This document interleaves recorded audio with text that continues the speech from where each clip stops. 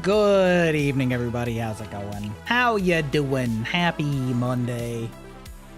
Thank you for your daily bite. That's 36. What a legend. Indeed, the music is such a vibe. Very happy with the music. You know, probably gonna be replacing it eventually, but it is a bop. It is a bop. It is a vibe. It's good stuff. It sets the mood, you know. Yeah, we're partying. We're partying. How's everybody's weekend? It's pretty hot. It's pretty hot here. I don't know what the weather's been like for other people, but like, I miraculously touched some grass. They say that that's good for your mental. I don't know. I'm so gamer pilled. Like, I don't know if it's actually good for the mental, but I spent at least like maybe 2 hours outside reading, you know, reading a book, you know. Hey, Meldeborn, how's it going? How are you doing? How's your weekend? How's your Monday? Is it hot where you live? Because it's hot here. I'm dying. Yeah, but yeah, I started a new book. I just finished a trilogy of books that are very old, like we're talking like late 90s old, I think, maybe early 2000s, but they were a book series that I remember back when I was a youth, trying to get into some more like adult books, as in not like teenager books type thing. I remember going to the local bookstore and asking for advice on like fantasy books, and she pointed me at a couple different series, and one of them I still remember to this day that I always like thought about but never went back to read, was the Farseer trilogy. That's what it's called. The first book being the Assassin's Apprentice. So I actually just finished the first trilogy of that and was thinking about starting the next series of books. You know, it was okay. It's one of those things where you can feel the age, right? You can like feel that writing conventions have moved a lot, or you can feel like you some of those tropes, you know, you see the tropes there and you're like, I've seen these tropes in books that have come out after this, you know, like, so some of it was, you know, not the best, but it wasn't terrible. It definitely didn't go the way that I'm used to. I think I've been a bit spoiled by Brandon Sanderson's book endings. Also, that's a ding for Brandon Sanderson. Been a little spoiled by Brandon Sanderson's book endings being so phenomenal that this one kind of felt like it just got dropped in my lap at the last minute, and then they were like, anyway, then all the bad guys died, the end. I was like, oh like, I see. Interesting way to end your trilogy. That's interesting. I was literally, up until maybe the last 30 pages or so, really convinced that this was just like, that there were just going to be multiple trilogies with the same POV character and they would like continue the story. But, well, I don't know if there's future books with this character, but they did not. They finished the story. Like, the story that they'd been working on for 3 books, that kind of just resolved in like a couple paragraphs. And I was like, oh, I see. I don't know that I would have chosen that, but all right. Interesting flex. So I was a little, you know, bit, maybe, not the most satisfied. I must go. My people need me. Yeah, exactly. I would say that I was like not the most, satisfied in about that, but like, it's fine. It was fine. You know, they were old books. I was going to keep reading them. But my wife actually got a, she got tickets to a like writing convention that's coming up soon. I believe it's this weekend, actually. And as part of getting the tickets to it, basically the people attending the convention get to vote on like an award that the convention is giving out to like sci-fi fantasy fiction authors. And so basically with it came a whole bunch of books, like digital copies of books that are up in the running, and they are for like entire series. Hey Aaron, how's it going? And so one of them is the Stormlight Archive series, which just completed its 5-book like halfway point, but like one major plot line. But you know, we've already read that obviously. And so she was going through some of the other books while I was reading my ye old fantasy books. And so she was really liking this trilogy that she was reading.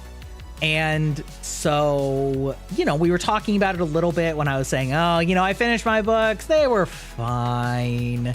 But, you know, she was like, oh, actually, my books were really good. Like in the middle, I was a little unsure where I was going to go, but like it came back together and it was good. Yeah, we're talking books. And so I put down the other book that I had just started. Minor backstory, Aeon. I finished a trilogy of old books. Some of the earliest, if not the earliest, series from Robin Hobb. Anyway, so I was reading some very old books, and you know, it was like okay, but it wasn't the best. And so then my wife had started this other trilogy, and she had finished it at about the same time that I finished mine. So I decided to start the books that she just read, so we could talk about them, and because she, you know, said it was good. And 'twas an era, yeah, indeed. It was an era of what did happen. Yes, that is correct. And so the book was called Black Sun. I had to look it up because I've seen lots of other books and read several other books with either the same or very, very similar names. There's obviously the D&D campaign setting, Dark Sun, so I was pretty sure that wasn't it. But, oh, you know what? I've read Black Sun Rising, completely unrelated, also sci-fi fantasy book. But anyway, this one's just called Black Sun. And it was very interesting. I quite enjoyed it. I powered through the first book in maybe like 4 days, give or take. But I finished like the last half of it yesterday in the sun. Like I went out and sat on the deck, and this was sort of the initial lead-in, is that I touched grass in theory. Went outside on the deck, sat in the shade, put a hat on to shield my eyes from the horrible screeching sun, you know, withering my poor, terrible vampire eyes, and just read a whole bunch of the first book, and it was quite good. I enjoyed it. Interesting fantasy world. Interesting use of like political factions. Interesting world setting from like a cultural standpoint. Went out where the grass is and promptly ignored it. Well, I mean, listen, at least I went outside, okay? I may have gotten sunburned. Actually, I'm kind of warm. I'm kind of warm. I may have gotten a mild sunburn, but the day star it burns, exactly. But a lot of the like cultural baselines of the cultures in this book are South American, South and maybe Central American. So it was a very interesting foundation for a totally new fantasy world and different kinds of like cultures and traditions and magics and things like that. So, you know, it was fun. It was really interesting so far. And I started the second book also yesterday, and I'm like, actually I can tell you exactly how far I am. My phone's right here. I am, oh my god, 40% of the way through the second book. Well, that was fast. Yeah, so I didn't actually think that I was quite that far through it, but very interesting. I'd touch grass if it wasn't infested with larval mites. Oh my god, oh no, arnar.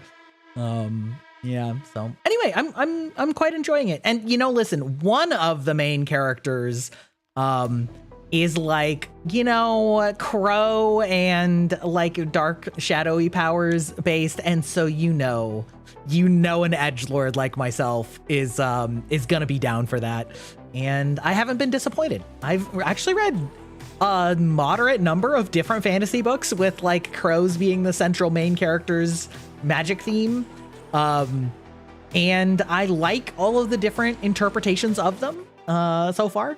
From one edgy boy to another. Exactly. You know, listen, this guy went through some shit, okay? You know, listen, his first chapter was kind of fucked up. And you know what? It is what it is, you know? Yeah, but yeah, definitely enjoying it. Yeah. Any of you guys reading any books lately? I like when a magic system allows me to summon command animals. Ooh, yes, he does have the ability to like piggyback into the vision of crows and also like direct them and control them and things like that. So that is one of the parts. Actually, in the previous books I was reading too, the Farseer trilogy, directly communing with animals was also a big part of the magic system that the main character used and was socially maligned. It was considered taboo magic, and so, you know, it's something that he had to hide for a lot of it, and it's not good. It was not good when it came out. But I do think that animal-based magic is really cool, really interesting, especially this is my village origin story. Exactly. Yeah, I like animal magic a lot. Definitely cool. I remember reading one, and I could not tell you the name of it, to be perfectly honest. There's a couple ones that are very similarly named, where it was like all these different clans had, you know, these various like innate magical powers, and the magical power of like the Crow clan was that they could basically use the bones of any other person and use the magic of their clan while the bones were still around, but then it like used them up. So it's like a very interesting sort of like scavenger based magic system of like trying to get access to powerful dead people's bones and then use them to like fuel the magic. It was very interesting, like very cool, very yeah, kind of a unique, like almost necromancy, but like at the same time not, because you're not like controlling the dead, you're just using their bodies to like use their magic, which was cool. I really like that. I don't know, I feel like there's a lot of yeah, there's a lot of interesting sort of crow and scavenger based stuff. Also, I mean, crows are definitely one of my favorite birds for in real life. We have a lot of crows around here, and I know that people, it's fun, you know, actually, now that I think about it, I love a lot of animals that piss people off. That probably says something about me, but I love little scavenger critters. I don't care that they want to get into the garbage. Just like skill issue, bro. Manage your garbage better. Like I love crows. I love raccoons. I love squirrels. Like I don't, you know, manage your garbage better, right? They're the cute little investigative little thieves, you know, that are coming up to steal your French fries. Love them to death. Love all of them, you know? I also think it's so funny that crows have been proven to have like really, really long memory and hold grudges. You know what? If an animal is smart enough to hold a grudge and remember it, you're good in my books. Like something about that I find, I don't know, that's like almost so human. It's just, oh, love it. I remember there was this woman, this college student, or maybe she was like a college graduate, but it was for a college like program where she was writing a paper on like crow tribal behavior. And so she would like change how she looked by wearing facial prosthetics, and then would like piss some of them off, and then would like go back out and make friends with them looking normal. And then like she like stopped being able to go out with the prosthetics because she like pissed so many of them off that they would always remember her. Squirrels are cute, but I have an adversarial relationship with my local squirrels. Well, but that's the thing. I don't know. And maybe it's because I don't actually care that much about things like gardening. We do have an apple tree, a sapling, so to speak, and we've tried to do like little fruit plants, and we have grapes, and all of the animals get into them. And like at a certain point, I'm just like, you know what? Fair. You know, like this is your planet too, and it's outside. I don't know. You know what? Have at it. Like, I can't be too mad about it. Yeah, but squirrels are so cute. Squirrels, yeah.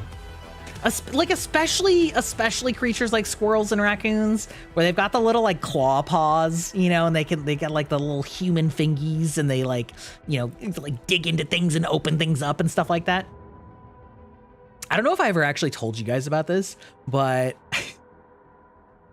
my mom, back when I was like, I don't know, maybe 10, 12, something like that, she had a very small, like fountain outside.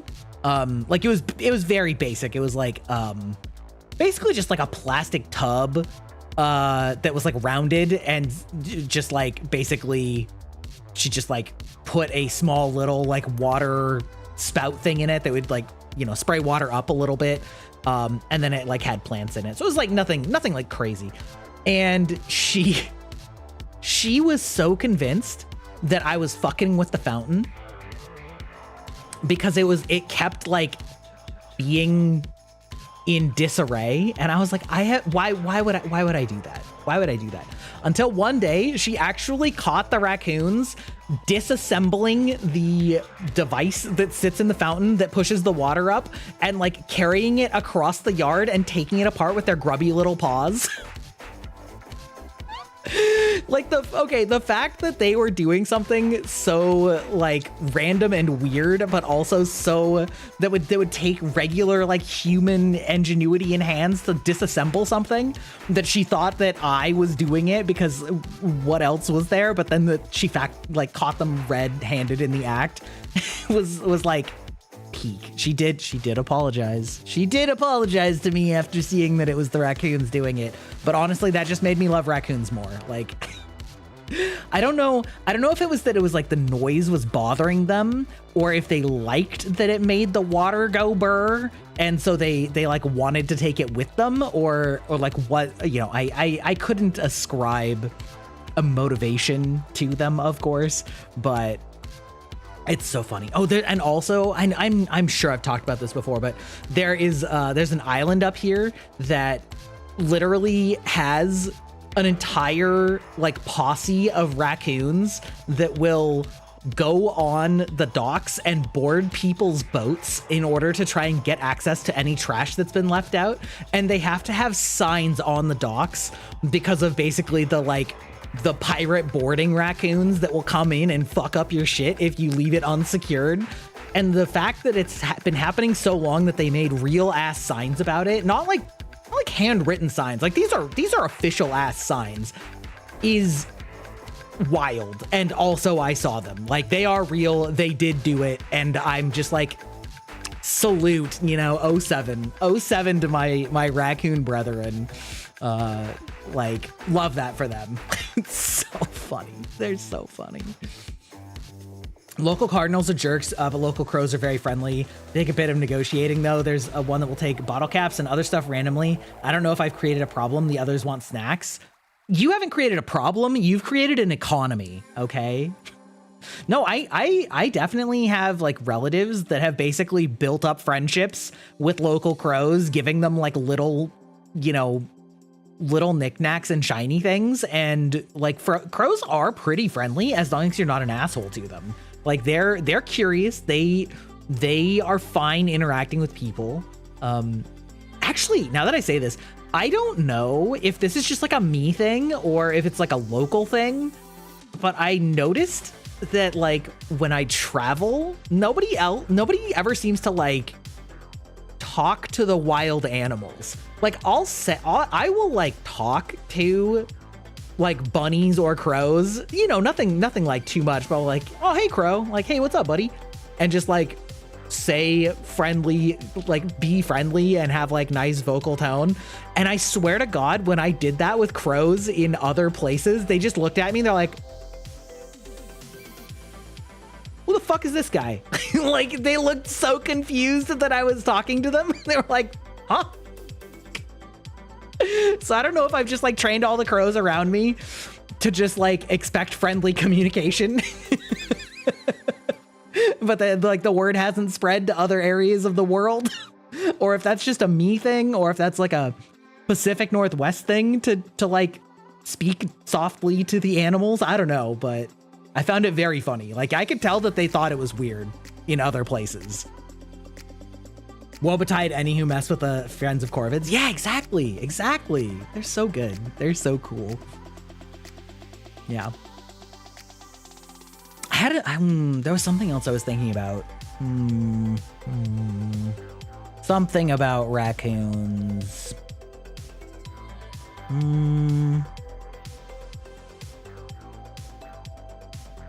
Nah, I don't know.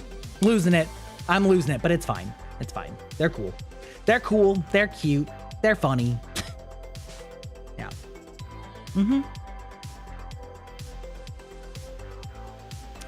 I've seen people talk to the critters in multiple states, even one state where the locals will complain that the local vulture population and about not taking care of the roadkill. So, okay, well, maybe it's just an America thing. Because I feel like it was in a foreign country. So, I don't know. Them crazy Americans, they're making up friendly with the wildlife, with the carrion, the scavengers. Yeah. This was on, that's what I'm saying. Like, well, you're talking about other places where people were talking to them, right? So like, I'm saying maybe it's an America thing. Who knows, you know? Or maybe I was just projecting. Who could say? Who could say?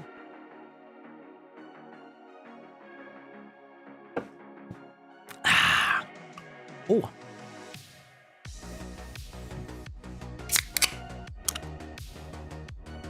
But yeah. Anybody else do anything fun this weekend? Touch any grass? See any movies? Read any books? Play any video games?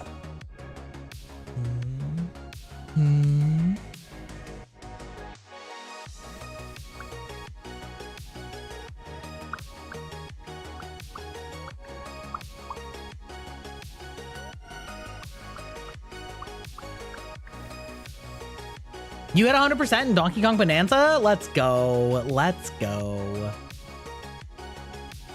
Game does look fun. Unfortunately, I read a news story saying that there may be an increase of 100% on microchips sometime soon, which is fucking crazy. Can you imagine? Had to troubleshoot a demo live while a teammate was in the Grand Canyon. Oh no, R&R. Did you try unplugging it and plugging it back in? Did that work out for you? Did that get it done? That maybe help a little bit?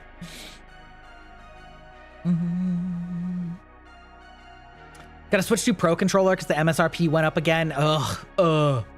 What insanity this Mario. I know. I haven't touched the Joy-Con 2s, but I never liked the Joy-Con 1s. They're okay when you're holding it in handheld mode, but I just don't like the button placement, and I don't like the sizes and placements of things. I don't know. Oh my God. Imagine hydrating, taking care of this corporeal husk. Imagine.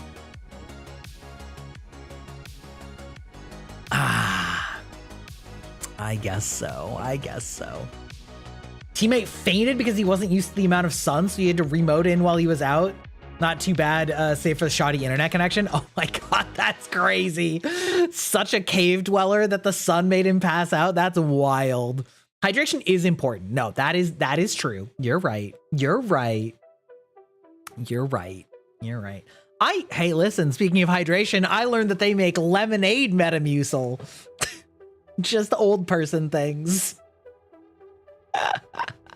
Just old person things. Oh my god. But yeah, the Joy-Cons, I don't know. Maybe I've just gotten too Xbox and PlayStation pilled, but like I don't know, the positions and proportions and sizes of the Joy-Con controllers is just not, it just does not do it for me. They're just not, I just so much prefer like a Pro controller or, you know, a PlayStation or Xbox controller. So much.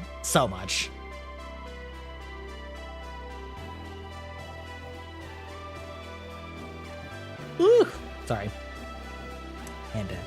Had to give myself a little yawn scratch, you know?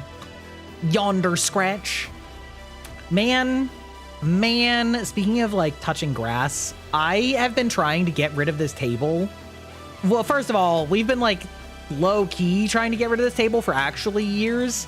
But I'm just like not waiting anymore. And so my mom had suggested OfferUp, which I don't know if you're familiar with OfferUp, but OfferUp is basically like a local, not really bartering because you do it for money, but like more like a localized market app, I guess. Because like that makes it a lot easier where you just say like, hey, listen, it's cheap or it's free, just come pick it up, right? Whatever. And honestly, I hadn't gotten around to listing it, but I listed it a couple weeks ago, and I'm honestly kind of shocked that I haven't had any takers, because like the table's pretty nice, and I was only asking $1 because I couldn't make it $0. One of those no buy nothing new groups. I don't know. I don't actually know like what the exact like motto is or whatever. I know that it's kind of just like a digital garage sale front almost, if that makes sense. With a big thing on like, because you can do local pickup to like save on shipping costs and stuff like that. So honestly, I'm kind of shocked that I kind of just expected that it would go, because it's a nice table and it's in good condition. I took good pictures of it. You know, I gave exact measurements. It's a dining room table, you know, and I was like, $1. Just, I can't put in $0, so take it. You know, I'm sure that the reason you can't put in $0 is because the app wants to take a cut of the profit, and so I'm just like, fine, $1 due. So I've gotten like 70 views on it and no hits yet, so I'm a little surprised. But yeah, I don't know. Eventually, if it goes long enough, I guess I'll just bite the bullet and take it to Goodwill. I wanted to take it to Goodwill earlier, but it won't fit in my car. And so then I was thinking about disassembling it. And then I checked back on Goodwill and they're like, no assembly required. Like we don't take objects that require assembly. And I'm like, like I suppose in theory, maybe I could take it to Goodwill and then just assemble it in the parking lot, but that would kind of suck, you know? That would kind of suck. So yeah. Similarly, I was trying to get rid of some Warhammer models that I bought several years ago, thinking, oh, you know, maybe I'll get back into one of these tabletop war games, you know, now that War Machine is kind of dead. And but at this point I'm just like, nah, I should just sell it. I probably won't even paint these ones either. I have so many unpainted models still. So I went to the local gaming shop and was like, you guys don't like take like charity donations for unopened War Machine or Warhammer figs, do you? And they're like, no, you can go on our Discord though. And I was like, okay, I guess.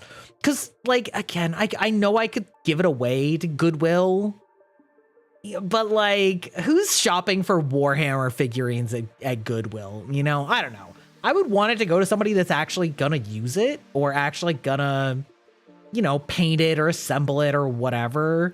I don't want to just, like I don't want to throw it away, you know? I don't need any money for it, but it's kind of annoying that the only way to do it is to like, directly coordinate with people. You know, I don't know. Hey, how's it going, Xavier or Walter? Walter Xavier White. Yes, hello. Hello. Yeah, so been doing a lot of that kind of stuff. It's not about the money, it's about giving to someone that will actually want it. Yes, exactly.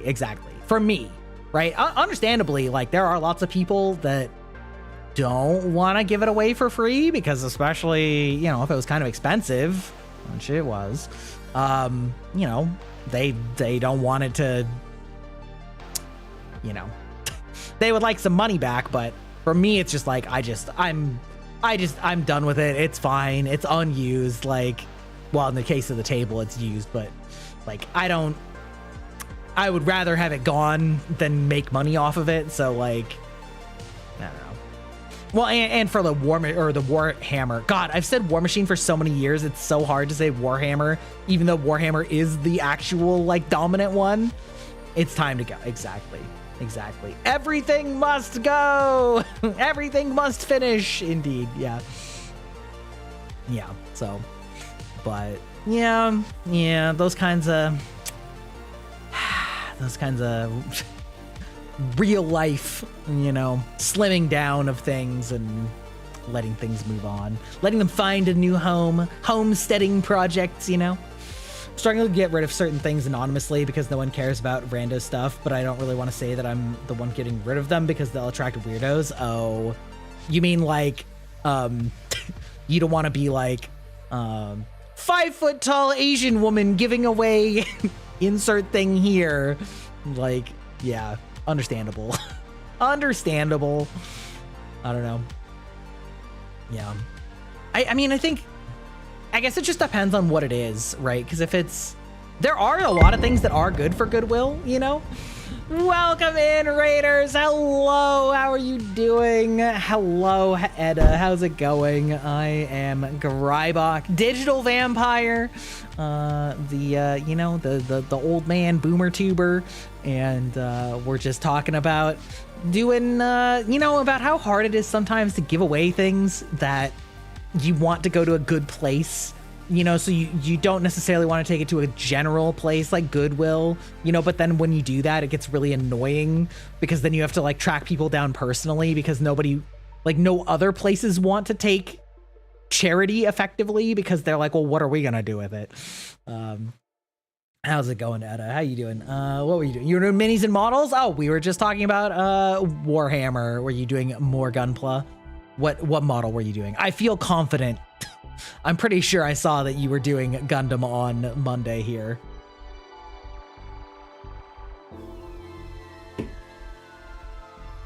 I don't think I know that one. Wait, hold on. Let me pull up that image.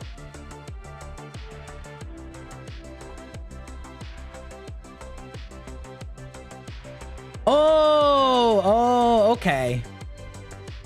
Okay, I'm familiar now. It's from Unicorn the Big Bell Pepper. Yeah. It kind of, there's like a couple other Gundams or like a couple other mecha from Gundam that it reminds me of. Like it looks like a modified Jin, which would have been the name in like Seed. And then I don't remember what they call them in like UC. Yeah.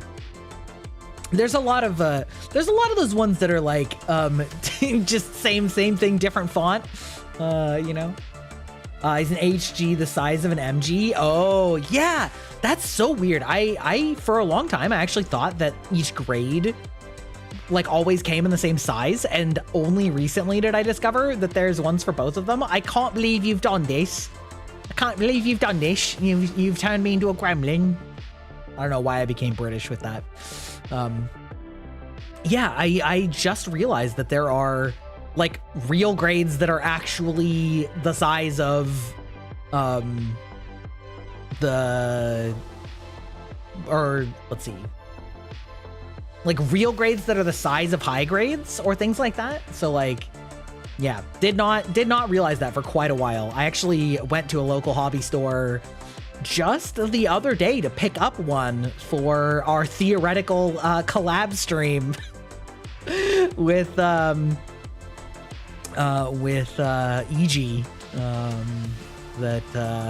Yeah, so I picked up a HG Ariel, I believe.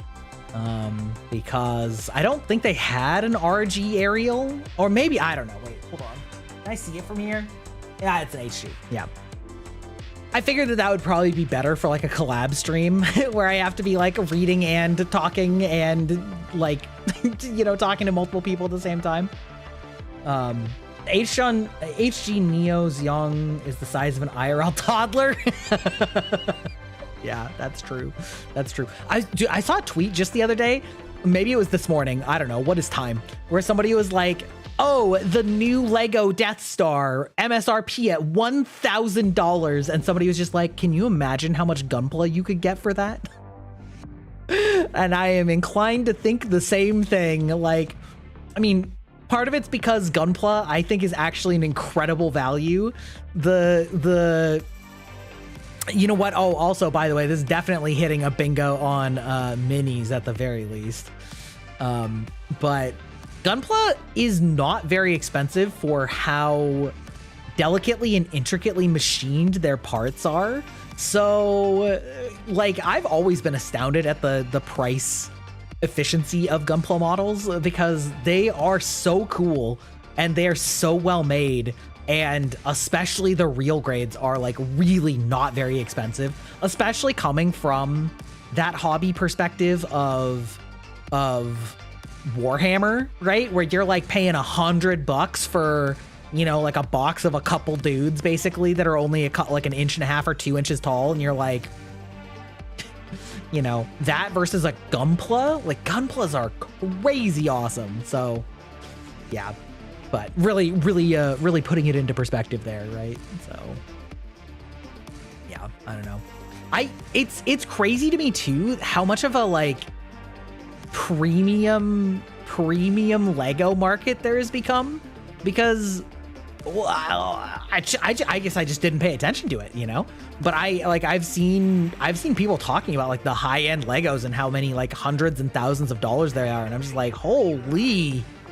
For Lego? That's crazy. Not to mention the newer Lego kits have so many custom shapes that it feels like cheating. It's not as satisfying anymore.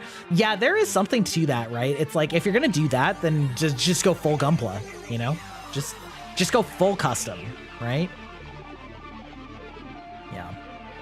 One thing that I've always found really cool and really impressive in any model hobby is kit bashing, which is where you like take pieces from different kits and combine them together in a way that makes it look like they belong together, or make it look like they don't belong together, but like have been, you know, like slapdashedly welded together or whatever, and doing like conversions where you like, yeah, kit bashing is it's like such an interesting subset of creativity, because it's like there's already the base modeling, and then there's the base painting and you know, whatever, and there's terrain, but then like kit bashing itself and or like custom part building is like a whole different playground where you're like, ooh, but what if I did a little bit of this and a little bit of that and a little bit of this and a little bit of that and smushed them all together and made something completely different is awesome.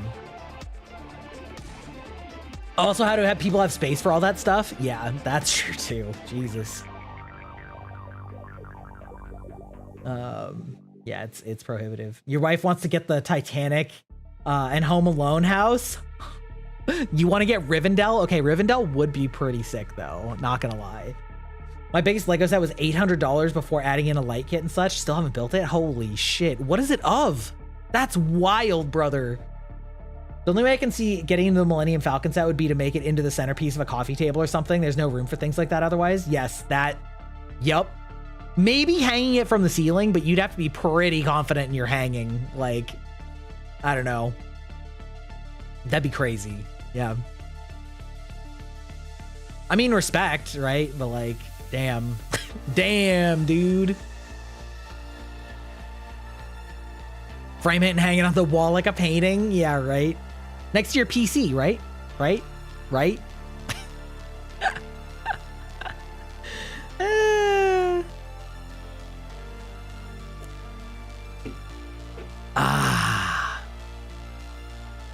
Yeah.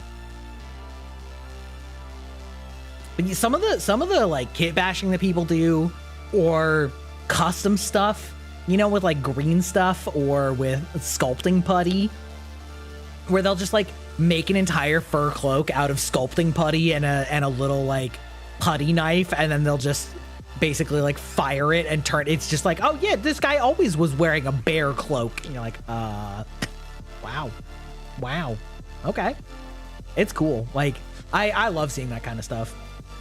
And especially, I will, one thing that I do think is really awesome that they have in 40K is that one of the factions, the orcs, which are basically like orcs but space Mad Max, they actually have like special things for kit bashing, where like people will just fully kit bash entire other factions like tanks and stuff to look orky and look run down and beat up. Like it's crazy. It's wild. One of my friends actually did a conversion kit for a tank, and he like made a whole inside for it and made like openable doors. Like the amount of crafting creativity that some people have in these hobbies is like truly next level. I super admire it.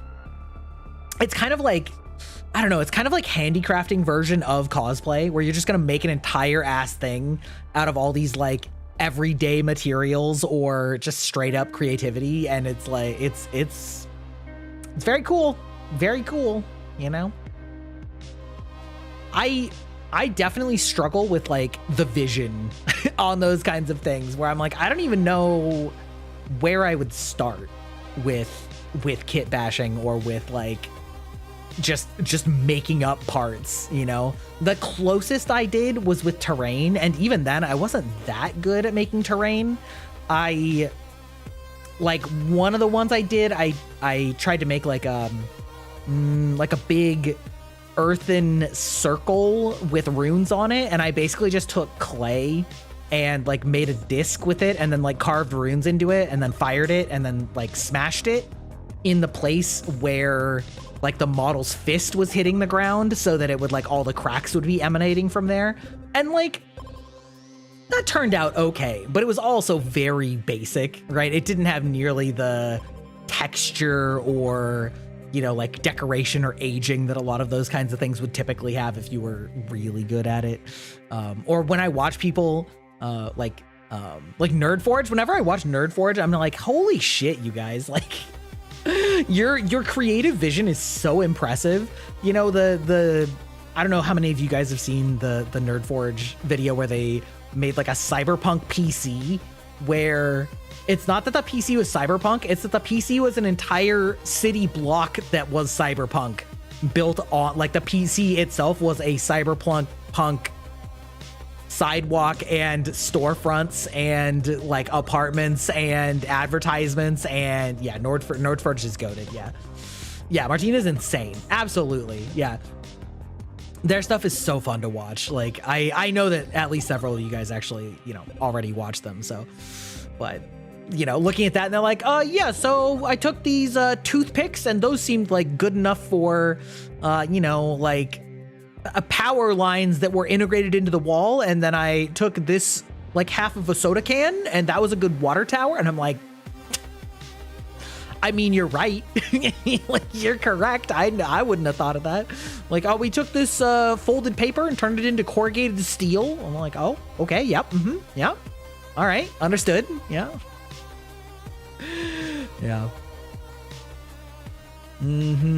Oh God, I got so clickbaited the other day, actually.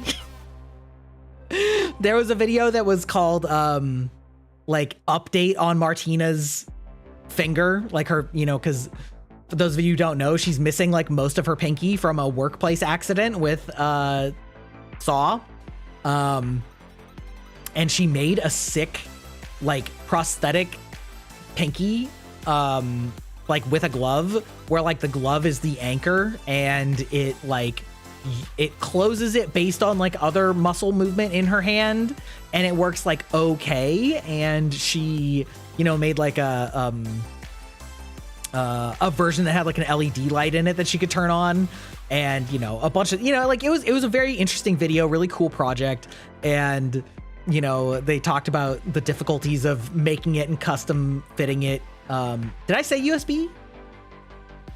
LED is what I meant, an LED. And like a flashlight. And, you know, like it was really cool, really interesting. LSD's nuts. Speaking of, that's a bingo hit on D's nuts. I haven't done a D's nuts in jokes. Anyway, or joke in ages. But anyway, so this video was like update on Martina's like prosthetic finger, and I clicked it, and it was literally just somebody like in the comments asked if she had an update on it, and she's like, not really, because it doesn't actually have enough leverage unless I had an actually fully like automated machine inside of it that could like provide grip strength. So it's mostly just cool, but it's not actually that functional. And then that was it. And I was like, you son of a bitch. Like, I haven't been clickbaited that hard in... Listen, normally I pay people to clickbait me that hard. You know what I mean? But I was instantly kind of pissed off. I'm like, how dare you sucker me in with this when an update was literally somebody saying, is there an update? And they're like, no. Fucker. You little fucker. Because it was like a 15-minute video, and the thing was at the very beginning, and I was like, but they very quickly veered off topic to other things, and I was like, I'm gonna skip forward and see if you ever come back to this, but I bet you didn't, you bitch. That's gotten so bad on YouTube these days, actually. Like, having a thumbnail and a title that's about something that only is 5 or 10 seconds out of a 20-minute video, and I'm like,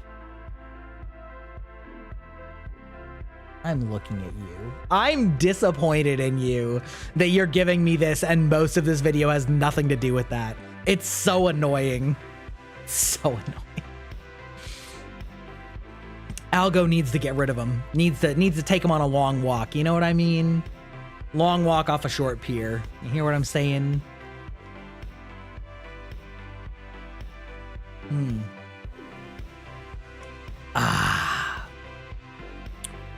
Whew.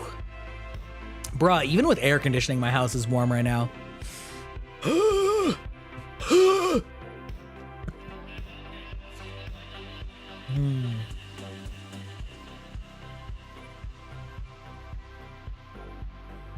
Sorry, my cats made a noise behind me, and I had to check and make sure that they weren't doing anything catastrophic.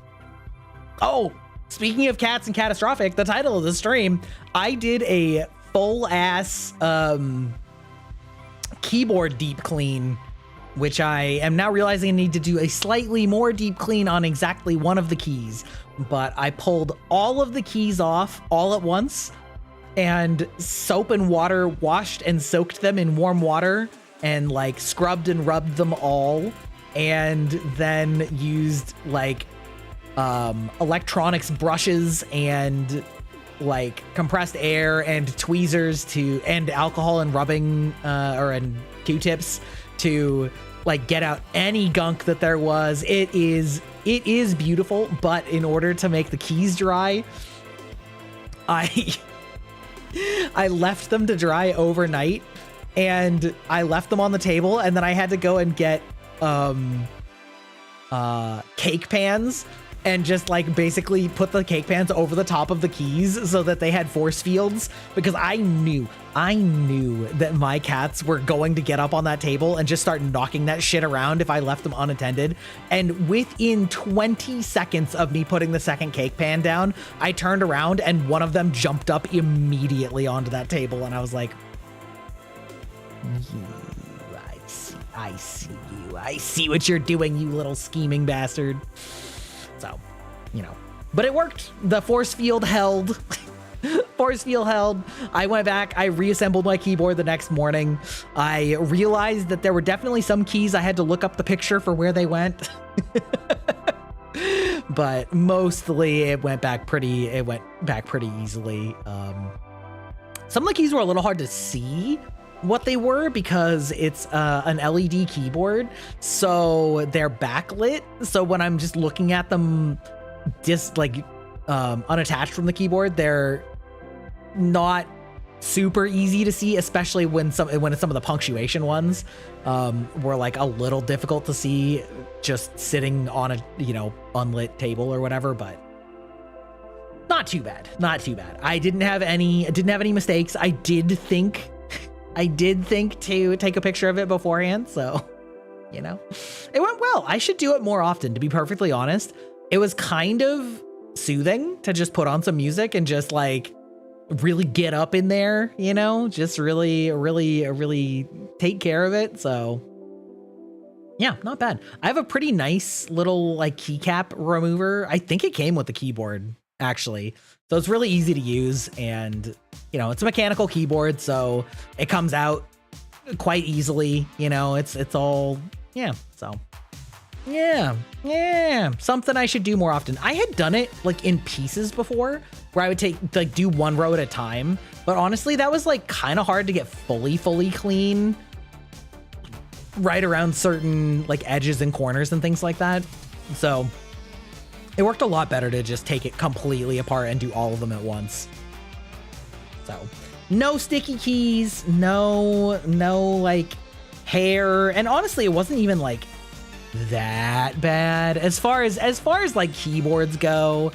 It wasn't that bad. There's definitely some hair from the cats, you know, like some dust and whatever, but like there weren't like snack crumbs or anything like that. Yeah, I don't know, man. I've worked pretty hard to keep this keyboard like pretty clean. So with like actually my whole desk area, my normal desk, my work desk, it was like bad, right? But like this was fine. It was fine. I've kept it clean. How's it going? Some stuffy. How you doing this evening? We're just talking about how I was did a deep cleanse on my keyboard this weekend, among other things. We've talked about a lot of things in the past hour. How you doing this evening?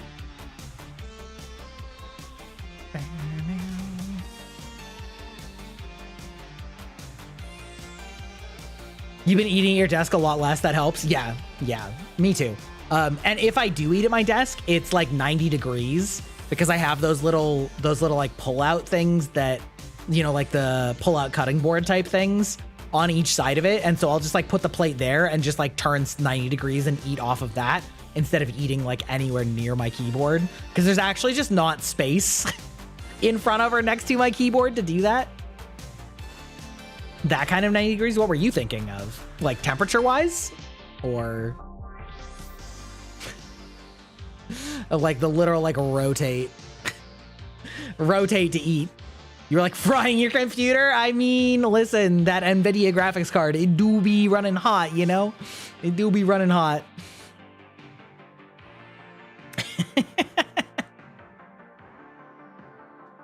Whew. It's what I set my AC to, 90. All my PC parts except the GPU have arrived. Oh, let's go. I actually know somebody else that was ordering a pre-built PC, except apparently it didn't come pre-built. She was very upset. Yeah, big oof. Especially if you're not tech inclined. Even though I am tech inclined, I still hate building PCs. Specifically just wiring all the little tiny cords into the motherboard.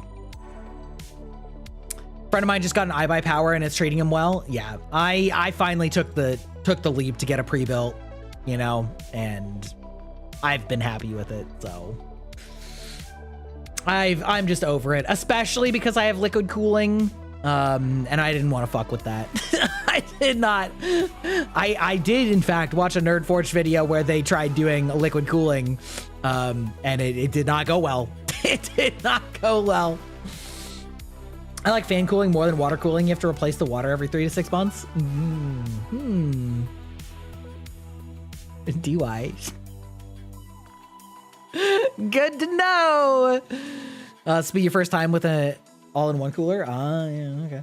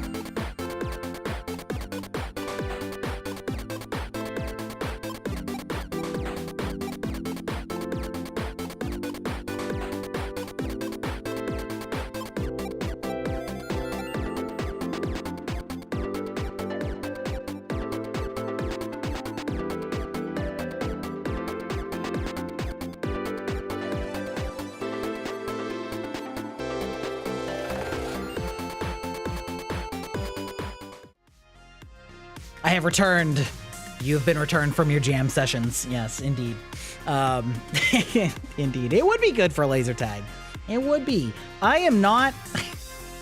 Man, I'm not looking forward to having to, like, figure out what kind of music I want to commission. Oh, my goodness. The whole process of doing, like, a full brand refresh is just... just exhausting, dude.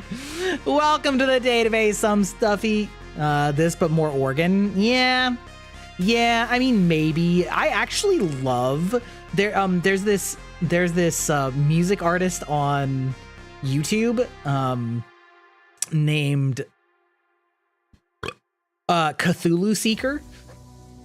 And I first found him through the Maxor videos for Elden Ring because I guess Cthulhu Seeker does synthwave remixes of Souls music, basically. And I'm like, that is the most Grybot coded music genre I can imagine. And I bought all of his albums and found out he already followed me on Twitter. And I was like, ain't no way, brother. That's crazy. I'm just a little guy. How the fuck did that happen? Yeah, and so then I messaged him and I was like, hey man, like I just found your stuff and I think it's super sick and it's like completely my aesthetic. And he was like, yeah, I know, that's why I followed you. And I was like, I'm okay, well, listen. Listen, all right, fair enough. So like, I don't know, something like that, something like, you know, synthwave Dracula. I don't know. Yeah, it would be great. It would be awesome if I could get Cthulhu Seeker to actually like make me a custom song.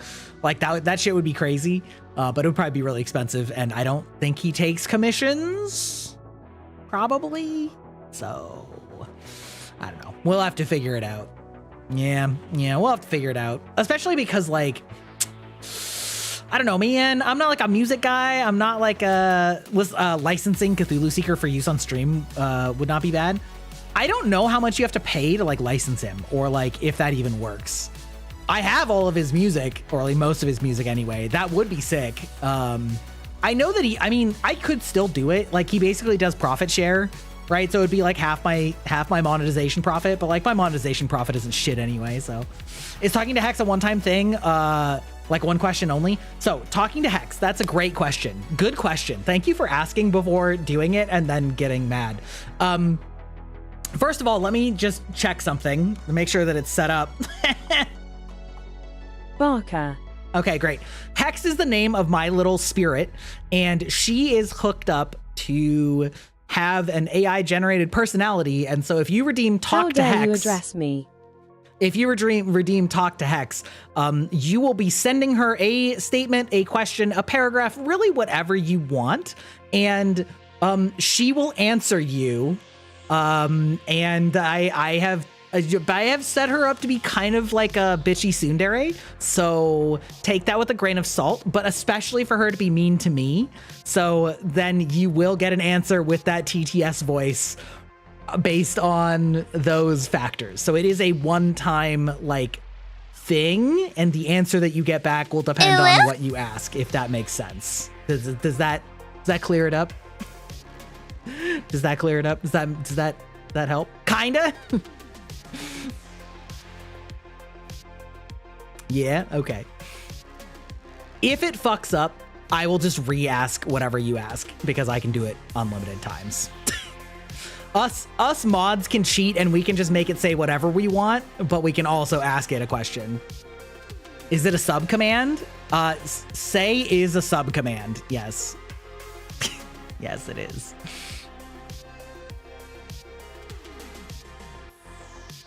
He has the power. He has the power. Yes. Create a paragraph of all the questions I want to ask. Well, listen, I make no guarantees as to the quality of the answers that you will receive. But, you know.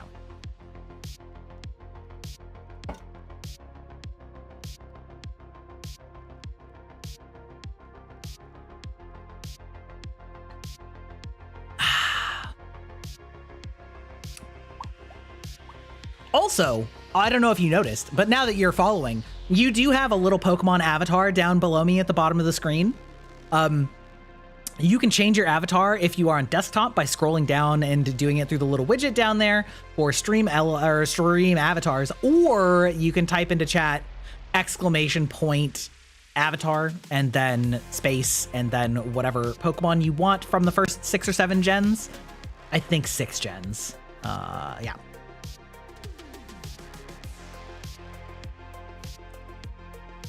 Hydrating profusely. I'd answer as many as Stuffy can come up with, just to watch the poor thing attempt to keep up with my fabulous wit.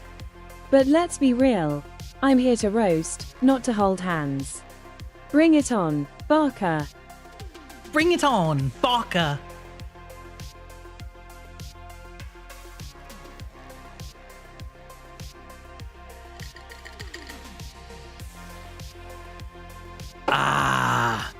Drinking my evening fiber drink. A slurry of fiber juice. Have I seen the video for Zen's new TTS? I've seen some of it. Posture check. How dare you? Actually, how dare you? Oh my God! I just decompressed half of my spine.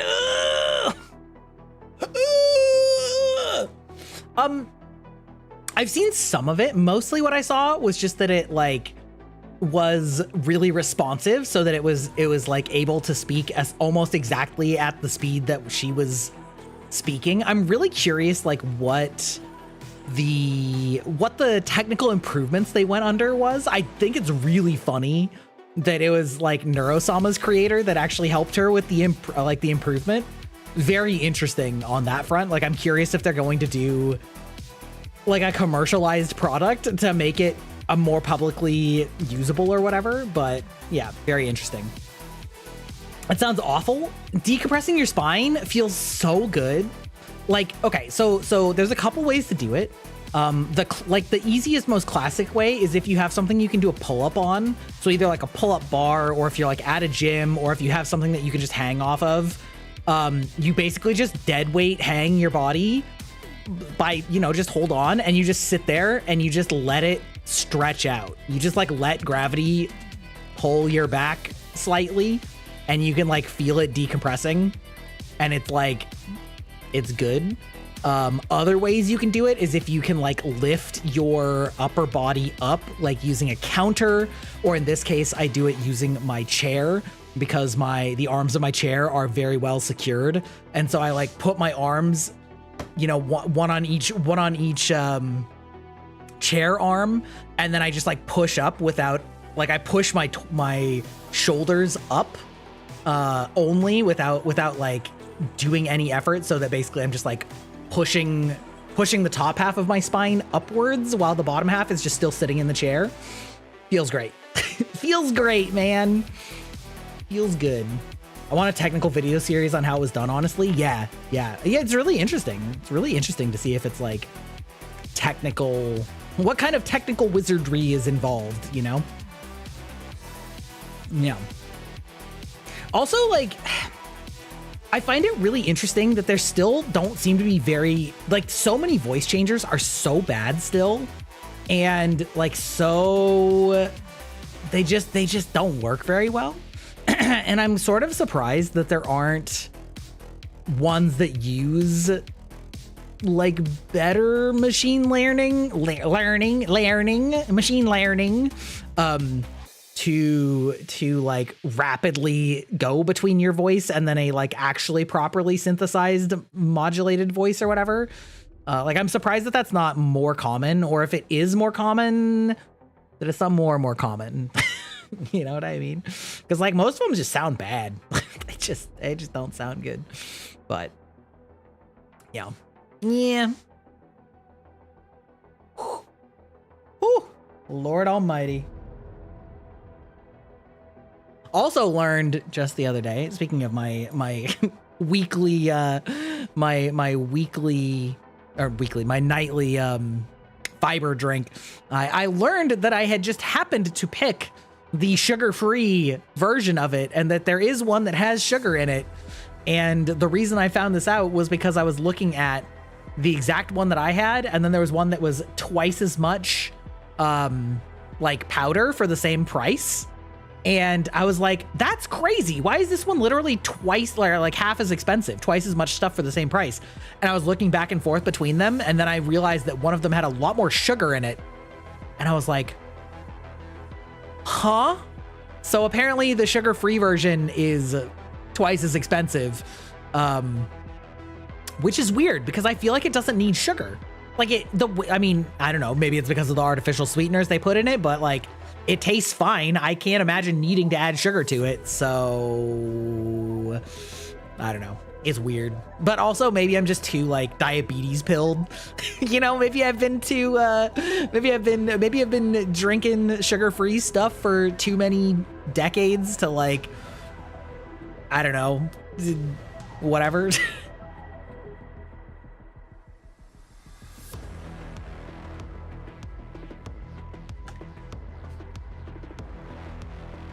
Oh no, it's a soup now. So I tried putting ice in it. That may have been a mistake. I cannot express to you how thick this is. Oh no. I made a slushy out of Metamucil. Oh no.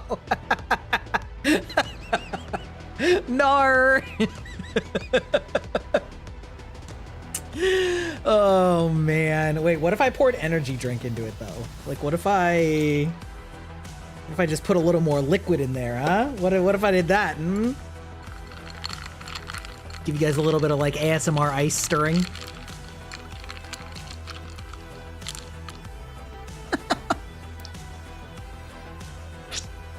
Metamucil's so gross? Really? I actually don't mind it at all. Like, it tastes fine to me. Maybe the sugar-free one just tastes kind of like other orange-flavored sugar-free things. Ahoy! Hey, how's it going? How's it going, Yaki?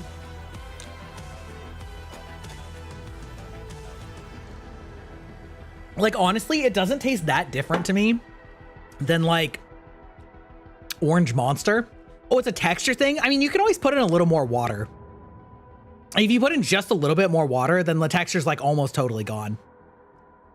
Yes, that is what I do. Yes, I stir it vigorously and then just like down the whole thing. And it really like doesn't bother me. You almost choked on it once? Okay, listen, I did get some of it that had like gelatinized, you know, but I mean, that's it's part of the process, I guess, you know? I don't know. It actually legitimately helps me though. I'm just waiting on this like dummy thick paragraph that I've been promised by some stuff. I'm just waiting for an entire like dissertation that he's gonna ask Hex, and then she's probably gonna be like, "That was too long to read, Baka." Can you imagine? Can you imagine? Dude puts in like an entire essay. That would be so fucking funny. Oh my god. Have you seen, oh my god, have you guys been like following how a bunch of people apparently like really don't like ChatGPT 5? I haven't followed the details on it other than people being like, I want my old one back. And I'm like, yeah, copy that prompt before sending. I mean, I can fish it back out. But like, it's so weird to me. I don't know. Like, there's been a bunch of people that have been talking about how like the older one was like more friendly and personable and relatable. And I'm like, it's a machine, bro. Like, if you're that upset that your ChatGPT changed tone, like that should be a warning sign, not like not like a, you know, I don't know. I think what people are going after with GPT-5 is the bullshit slides they put out about it. Oh, I mean, there's that too. Like, people on the technical side, it's fine. I may or may not have been drawing you gender bent. Listen. Yaki, I have to tell you, I've gotten art of myself gender bent, and she is so hot. Oh, of course, Aeon's just redeeming actual gender bend of me as a model. But listen. If we like this dojo loves women in tech wear. We love tomboys. We love the short-haired girlies. We love, only because I beat you to it. Well, you know what? Listen, somebody's beating something to something. That's what I hear anyway. Listen here, hold on. I'm gonna just give you a gender bent version. Listen, we are all here for it, okay? We are all about the gender bending in this dojo. This is an official gender bend based on, this is from my original model artist's concept artist, where I just asked them for a gender bend of my same character model slash whatever. The one that my wife used the one time. This one, is that what we did? It probably is. Yeah. Yes, this is my gender bend. I'm upset at how attractive I find her. Yours is quite different. That's fine. You know what? We love fan art here. I am so honored. Yeah, it was the karaoke stream. Okay, fair enough.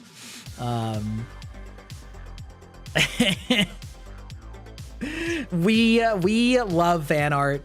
This one obviously was not fan art because I paid my model artist to do it, or not my model artist, but my concept artist to do it. But listen, I'm all about it. Okay, I'm all about the gender bend. I think that that's awesome. Can I have a high res version of that for reasons? Is it to make your friend that you keep tormenting question if she's bisexual? Because yes, the outfit might be the most different. Well, I mean, that's fair. Whatever, you know, listen. But we do, listen, if you're asking for my personal preferences, I like short hair, you know, I like them rough and tumble. You know what? Let me show you what I sent that concept artist. I was like, okay, so I want a gender bend of my character. So you already know what they did because you were my original concept artist. And then here's your inspiration for the women. Okay. Oh God. Okay. Here's your woman inspiration. All right.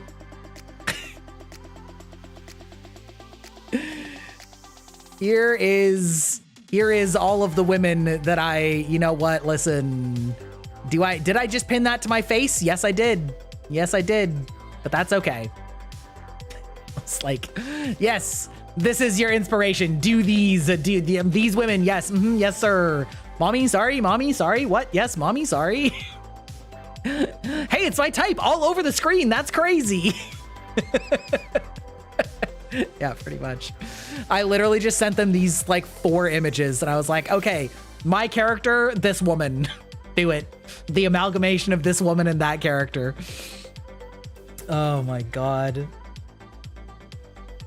You're looking for a reference for modeling, but I can totally run that by her and see what happens. Okay, wait. You have 7 questions for Hex? That's crazy. That's crazy. Hold on. I'm going to DM Aeon before I forget it. So give me a second. Fortunately, I am moderately organized with my art. Oh my God. Oh God. 1. A solid 2. Fashion disaster. 2. Dying toaster, for sure. 3. A soggy pizza, sad and forgettable. 4. Tripping over his own ego. 5. Only for the laughs. 6. Free, please. 7. No flattering words in sight. Barker.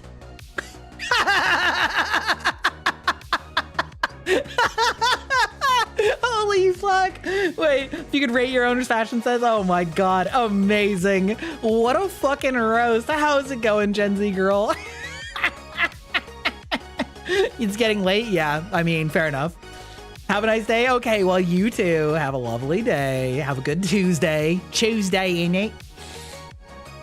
Are you satisfied with all of those answers? She did answer all of them, it seems like, in rapid fire, no less. I hadn't read all of your questions fast enough, so I had to try and read them after the fact, but I got the general idea. You're very satisfied? Okay, good. Yes, good. I'm sorry, Yaki. That one does not work on this model, unfortunately. My bad. Eyes are kind of scary. Well, look deep into them.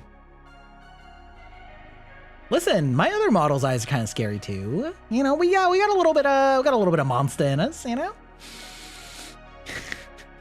Wait, okay, I gotta like refund you those points. I feel bad. I feel bad about that. All right, wait, hold on. Creator dashboard. Unfortunately, I think that they're like in reverse order, which is kind of annoying. Right, 5 days ago. Yeah, okay. Oh, no, 1 minute ago. Oh, wait, there we go. Head pat. Wait. Who did silly face? Wait, why is it not? All right, it's fine. We'll just like reject a few of these. That's fine. We'll just give you some points back. Best 300 points used in your life? Well, listen, you can always come back and use another 300 points. You know what I mean? Already did? Oh, Earn, you're so fast. Don't worry. I just undid his other ones too. It's fine. Or their other ones. That's fine. You know what? Owa. Am I sending that to somebody else? Am I sending that to some stuffy? Am I sending that to you? Well, it doesn't really matter who I'm sending it to. Whoa. Turning down the voice, the temperature. Whoa. Like whoa. Like zoinks. Some stuff. Yeah, how did I guess that you were sending that to somebody else? Imagine. Okay. Boomer. Whatever you say, boomer. That's right. That is what I say. I am a boomer. I mean, not really, but... Oh, Senzawa, you are still a legend. Still a legend.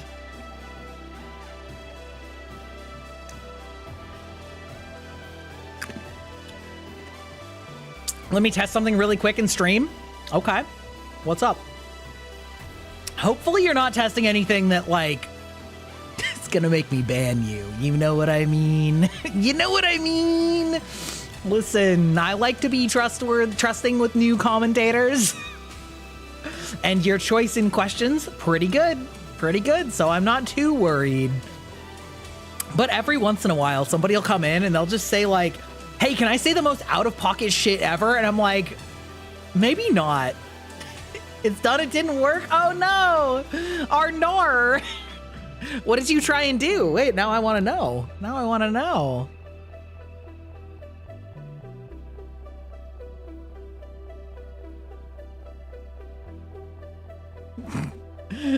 Oh no! He said he was a boomer. That means he's ancient from the ancient times. I am ancient from the ancient times. That's true. Yeah. I'm older than the internet, okay? I mean, that basically means I'm 1,000 years old.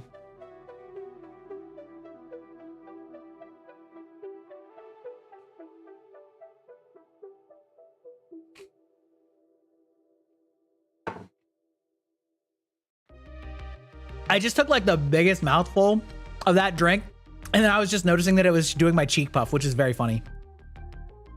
Older than your father? Yeah, unfortunately. Probably true.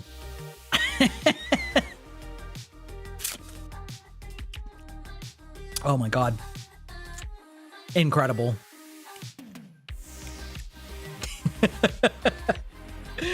Oh man.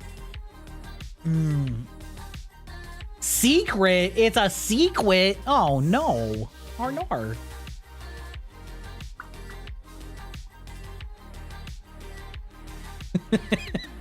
I can't wait to see what Aeon's gonna do with that, to be perfectly honest. That's crazy. I am the stone that is approaching, provoking, cavalry. That's right, Bee-Boo. It is a shiny smiley story. Oh, Christ almighty.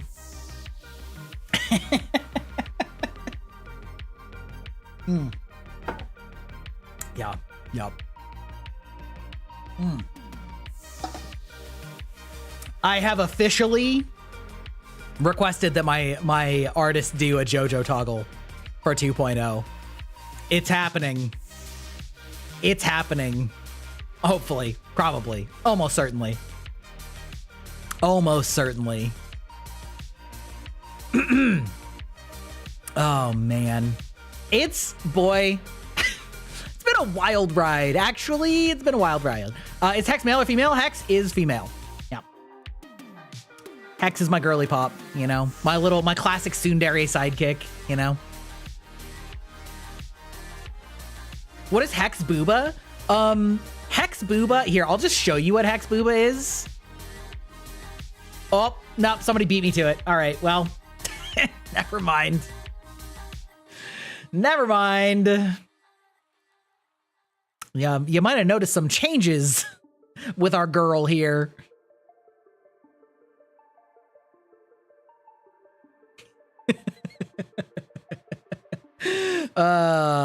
Listen. Gotta love the community. Well, I tried. You know, I hope everybody's having fun. All right, I hope we're having fun. Oh my God, mein Gott. Yeah.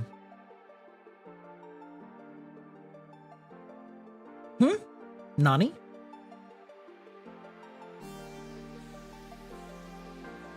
Yeah. Hex is female. She is a she. I love that emote. It's so smooth, to be perfectly honest. Like, goddamn. It's such a good loop. TwitchCon hype. Okay, amazing. Amazing. Capital. I'm trying to remember what they just advertised on for Netflix, because I was just once again about ready to cancel Netflix, and then I feel like they teased something that I was like thinking about watching again. They keep reeling me back in at the last minute.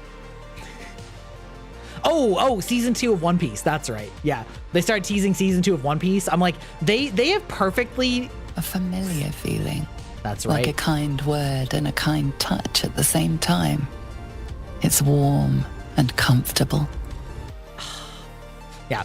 Netflix has perfectly calculated just what shows are interesting enough to drip feed them out just at the right rate that when you're about to quit and cancel Netflix, they're like, "Ooh, what if we announce the one more thing though?" And you're like, "Okay, fine." I was actually surprised how much I like the One Piece live action, because so many of the other live action anime adaptations have been so bad. And like, the One Piece one was goofy, right? Don't get me wrong, but One Piece is goofy, you know? And it was fun. It was fun enough that like I will definitely watch season 2 of it, even though I haven't liked pretty much any of their other live action stuff. Netflix has me hooked on Wednesday. Ooh. Wait, KDH? The only KDH I know is K-pop Demon Hunters right now, but like KDH 2 doesn't exist yet. So what, is there another KDH that I'm aware of? Speaking of K-pop Demon Hunters, how's it going, Genu? How you doing this evening? How's it going? We're just talking about Netflix and how I was about ready to cancel it again, and then they were like, "Hey, but what about?" Oh, they announced it. Okay, true, but it's gonna be a while before that comes out. Like, that's a project like K-pop Demon Hunters takes a long time. It seems like I summoned you. Exactly. But yeah, One Piece season 2 coming out, I think soon. They're like announcing all the cast for it, so I assume that it's like coming out soon. Yeah, they did a surprisingly good job with it. Also, pursuant to our discussion earlier a couple weeks ago about how I was actually kind of sad that K-pop Demon Hunters didn't come out in theaters because like they're not going to earn more money because it went viral, right? Because it's just like on the sub service. Apparently, they are going to release a theatrical release of K-pop Demon Hunters with sing-along lyrics, which is like brilliant. Which is brilliant. Hopefully, I guess I should say, hopefully there's some sort of profit sharing with the people who made it, because Like, that would be fun as hell to go to see in theaters. You started watching Free Ren? How are you liking it? How are you liking it? Tell me, how far are you? I really like that show. It's so good. It's so good. Free Ren is so goated. And I love how many people started watching Free Ren after everybody was so salty that Solo Leveling beat both Free Ren and Apothecary Diaries. And they're like, listen, Solo Leveling was like sick, but like, I guess I should see what everybody's talking about. And then so many people are like, oh my God, they were right. They were right. This should have won. You're like 8 episodes in, you love Stark? Oh yeah. It's it's very good. I feel like it hits so much harder when you're like in your 30s and beyond with how much it talks about like missed opportunities or regrets of not spending more time with people, or like just like some of the realities of growing apart from people that you haven't seen in a long time. And then like, you know, maybe some of them have, you know, didn't make it or whatever. Like the themes of like regret or realizing that it's too late to do something, or, you know, things like that. But then like also of rediscovering your passion and rediscovering and rekindling connection. I don't know, man. It just like, it hits good. And obviously the animation is stellar as well. But like some of the more like mature themes in it they just like, oof, be still my millennial heart. They started K-pop Demon Hunters in 2017. No hype, no announcements, no dislikes, and just a good movie. And still a good movie though. Yeah. Yeah, I'm curious how long it would take them to make another one, right? Because like now that they kind of have a team together and know what they're doing and like have a format that would hopefully help. Because I assume that they didn't actually work on it for 9 years, right? Like a lot of those types of things, you sort of start and then things like keep evolving and keep changing. I know that they rewrote the songs a bunch of times. Yeah, I hope it's not. Yeah, I better not be. But yeah, I mean, that movie was, it's just so fun. Like I know I harp on it all the time, but I love movies that are okay with being a silly premise and just leaning into it fully and not like almost being afraid of being silly. You know, it's around 2020. Yeah, a couple years. That sounds about right. AOT took a decade to complete. True. That's true. But also AOT is really long. And also like the manga wasn't done. And also like it took a decade, but they weren't working on it that whole decade. You know, between season 1 and season 2, it's not like they were animating season 2 for 5 years, right? That like a lot of that comes down to, can you get a studio to do it? Can you get the production committee to agree to it? Can, you know, like there's a lot of weird externalities with things like that in the anime industry where like a lot of time passed, but it doesn't mean that they were working on it that whole time, you know? You ready for Black Clover to come back out? Oh my God. I had to drop that show so fast. I could not take it. I have a hard time with a lot of like shonen battling anime nowadays. I've just seen too many of them, and I really hate the characters that shout all the time. And I couldn't do it. Everybody that's like into Black Clover is like, it gets really good after like 50 episodes. I'm like, no, not gonna happen, brother. Producers had other movies in production, so they didn't have their full time on it. Yeah, exactly.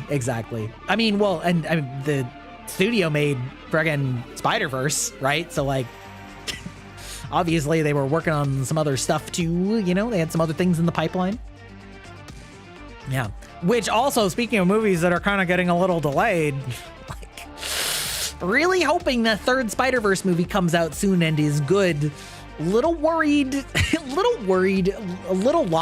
by some of the stories I've heard from behind the scenes about the producers or the directors, that they're like, yeah, we don't do mock-ups and storyboards because it's just not the same. And they like made the studios do entirely rendered sequences and scenes. And then they just go, I'm not feeling it. And then they just scrap it. And it's like, brother, There's a reason that people do it in like mock-ups first, because it takes a lot of time and energy, and like obviously things are always gonna get cut. You know, you can never assume that everything that you do is gonna go in, but it sounds like the amount of times that they just had to redo things whole cloth because basically the directors just like had no idea if they would like it or not is wild. It's why, I mean, it seems very toxic and like devastating to work on. And I certainly don't want that for the people that are having to do it, you know? I learned Black Clover in season 4. I didn't start on season 1, and you started in season 4. Oh. K-pop Demon Hunters was meant to be 3 hours because Netflix didn't see the potential, so it was cut. Yeah, I was seeing some of that.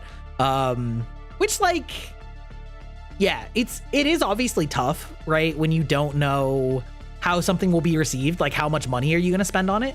And I do think that, again, that is like one of the fundamental problems with a Netflix model is that they don't make any more money if something is good, right? Not very much anyway.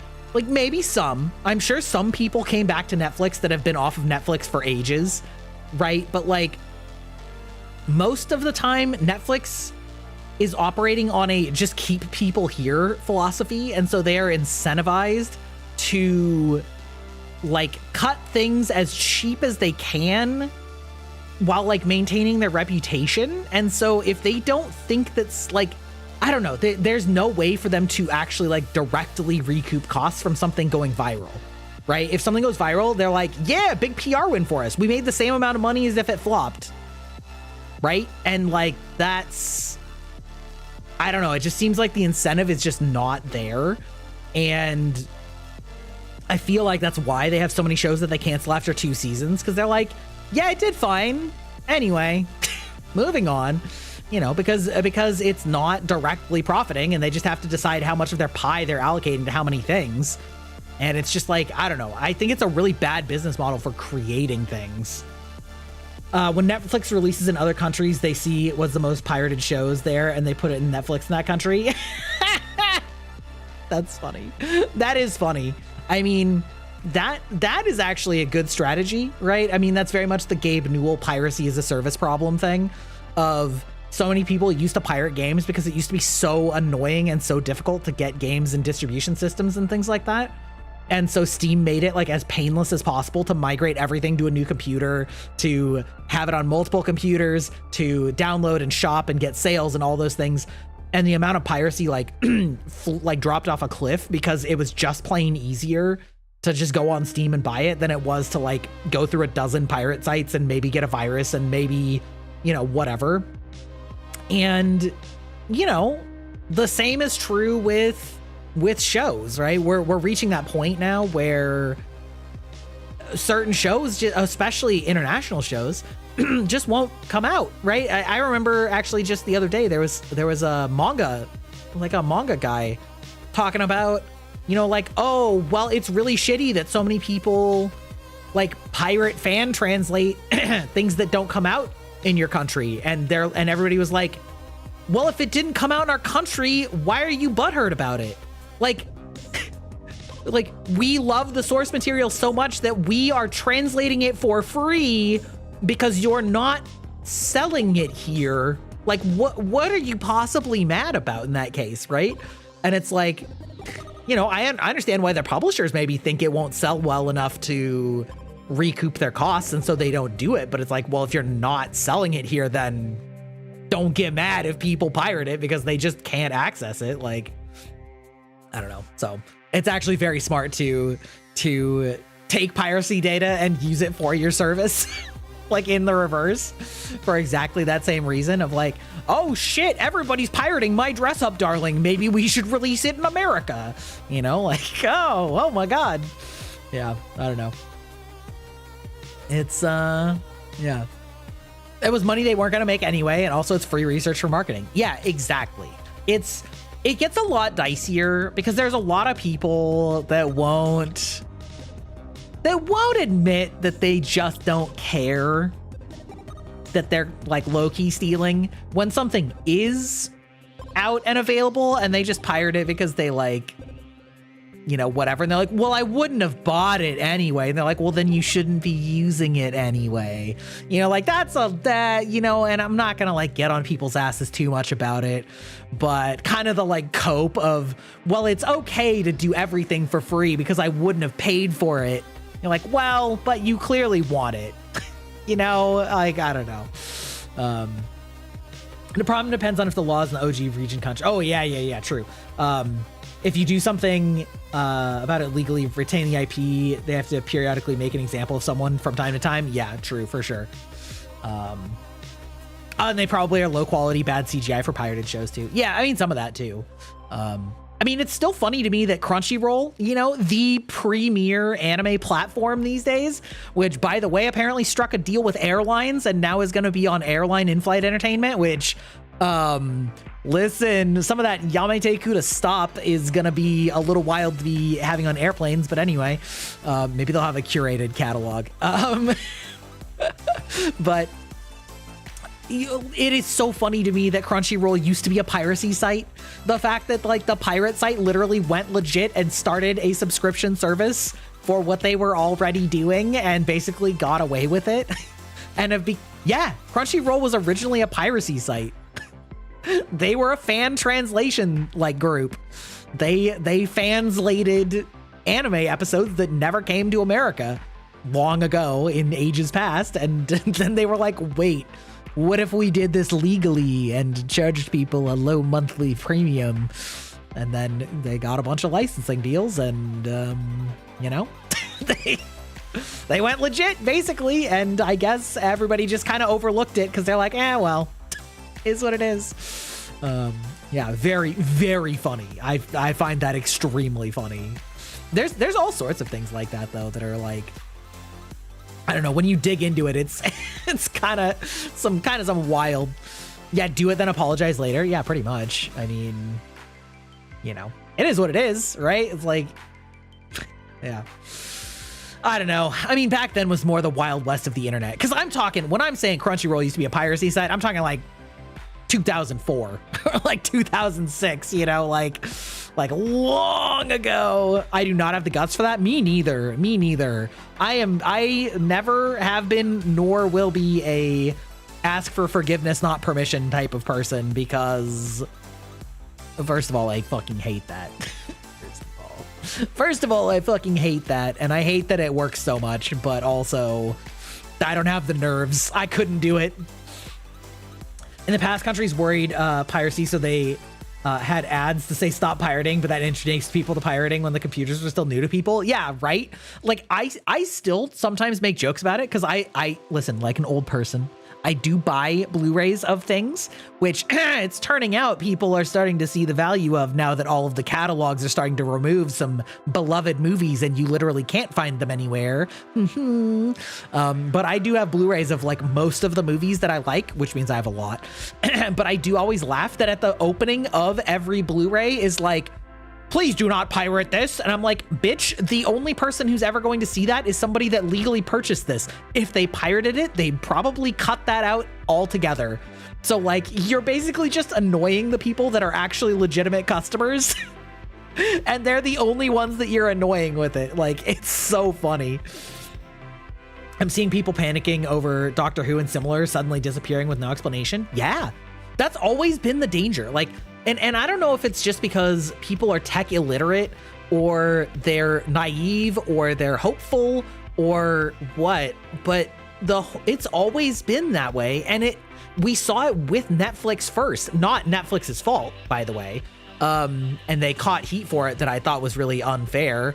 But like, Netflix's entire business model started because they were basically just taking the trash that TV stations didn't want to do anything with, and so they sold it to them super cheap, and so Netflix said, okay, great, we'll take your trash that you're not doing anything with super cheap.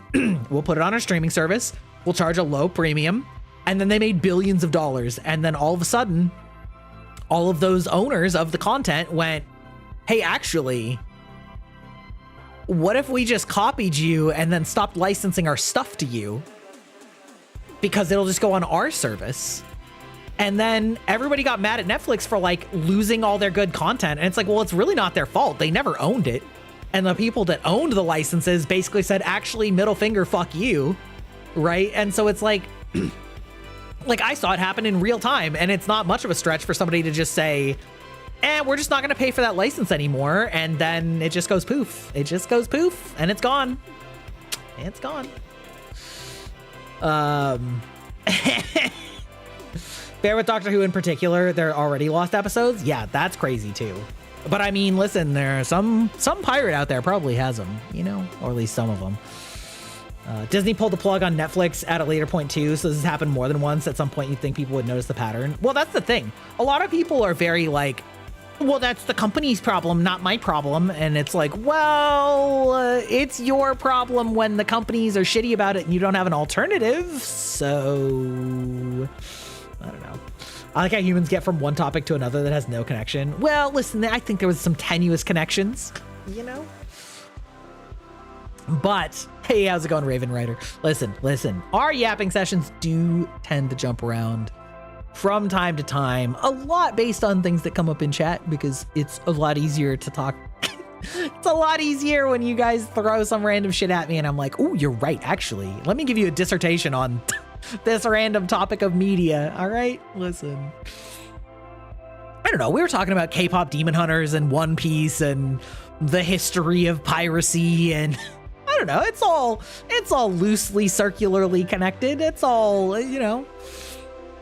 Now, don't ask me how that relates back to a PC case. I honestly, I wish that PC cases were like easier to switch out, because some of the custom PC cases for VTubers are so cool. The Mori Calliope one, the Oro Crony one, the Doki Bird one, those cases are so fucking sick. I love them so much, and it would be a colossal pain in the ass to move my entire PC to another case. Like, I would basically just have to be rebuilding the entire computer again, and that's not gonna happen. That's not gonna happen. Like, imagine if one of those companies like Height made a modular PC case where you could just like buy detachable parts and your like PC and motherboard all screwed into parts that aren't colored. So like a baseline that they screwed into, and you could just like buy replaceable windows, like modular gaming case. Listen, contact me. It's my idea. I'll take a royalty. How did our telecommunication project connected to makeup? My classmates were talking about our project to makeup. What? How did our telecommunications project connect to makeup? I mean, you know, styles converging. I could make some random argument about how telecommunications and instantaneous communication drowns out localized culture because everything becomes homogenized into the general soup of internet identity and clicks, you know, all blending together in real time rather than taking dozens or hundreds of years to cross-pollinate with each other, leading to like a more boring, sanitized, you know, culture. I don't know. Simplest thing would be case covers that can be swapped with a few screws. Yeah, that's what I'm saying. And now we're debating. Yeah, exactly. Yeah, that's what I was thinking, right? Like you could make the like baseline parts not move, and then you just like take off the front and like the two sides in the front, right? And then you just like swap those plates out, and then bingo bango bongo, you know? Maybe a trim color for the back and front that can like magnetize on or something so that it matches the other parts or whatever. Or you just like pick a base color, like they're all base black so that it all like tessellates together. Listen, this is a good idea. Also, why I kind of think that PC cases are bad products for marketing, like for VTubers, because the problem is like your market is almost strictly only people that are currently about to buy a brand new PC very, very soon and haven't already bought another VTuber's case.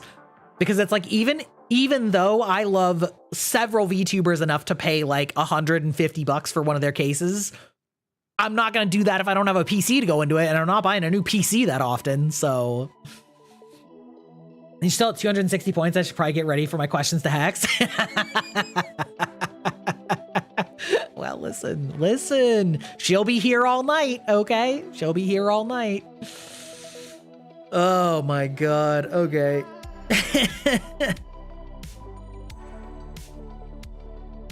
Don't worry, if you just stick around long enough, you too will have a near infinite number of points. Just piss away on bullshit like talking to my little pet AI tsundere.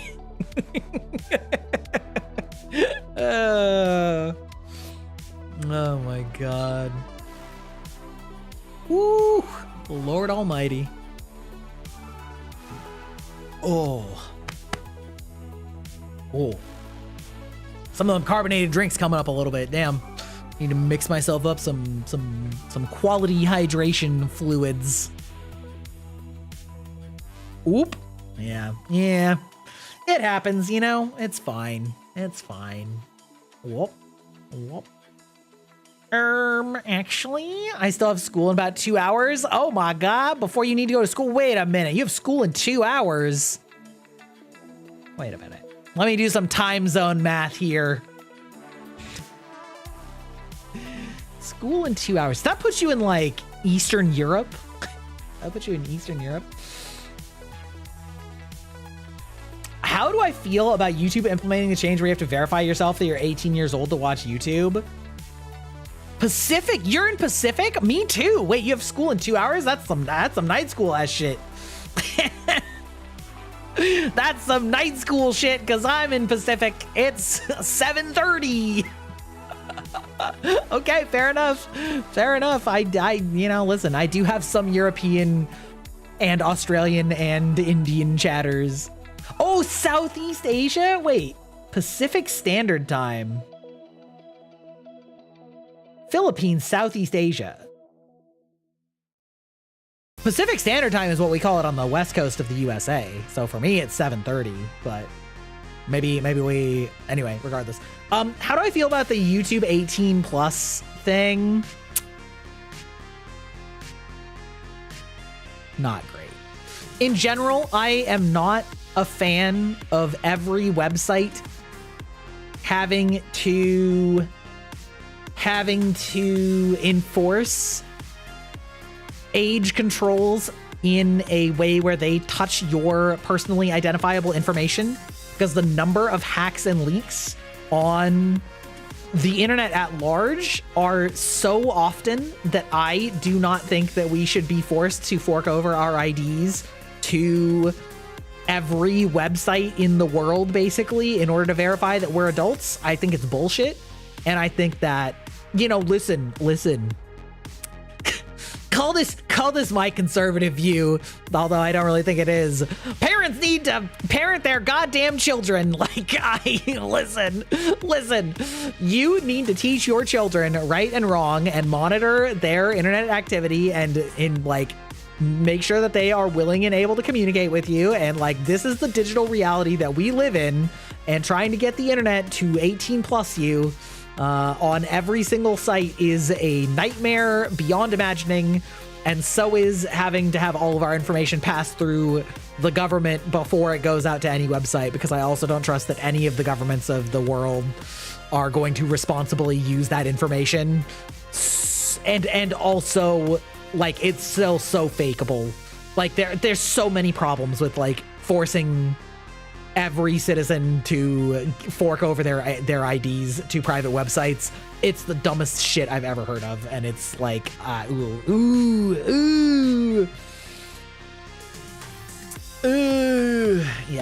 it's fucked up. I mean, the thing is, YouTube does allow minors, I think. It's just I don't know exactly where, what the restrictions are going to be. Because there's no reason that a 17-year-old should be shunted into YouTube Kids. But yeah, I don't know. It's 1E, Greninja. Yeah. Yar. Anywho, we are going to have ads in 10 seconds. So everybody make sure that you stretch up, water yourselves, unhydrate yourselves if you need be. because we're gonna come back and we're gonna play some, I was about to call it Black Myth, but Wuchang Fallen Feathers. Let's get into it, baby.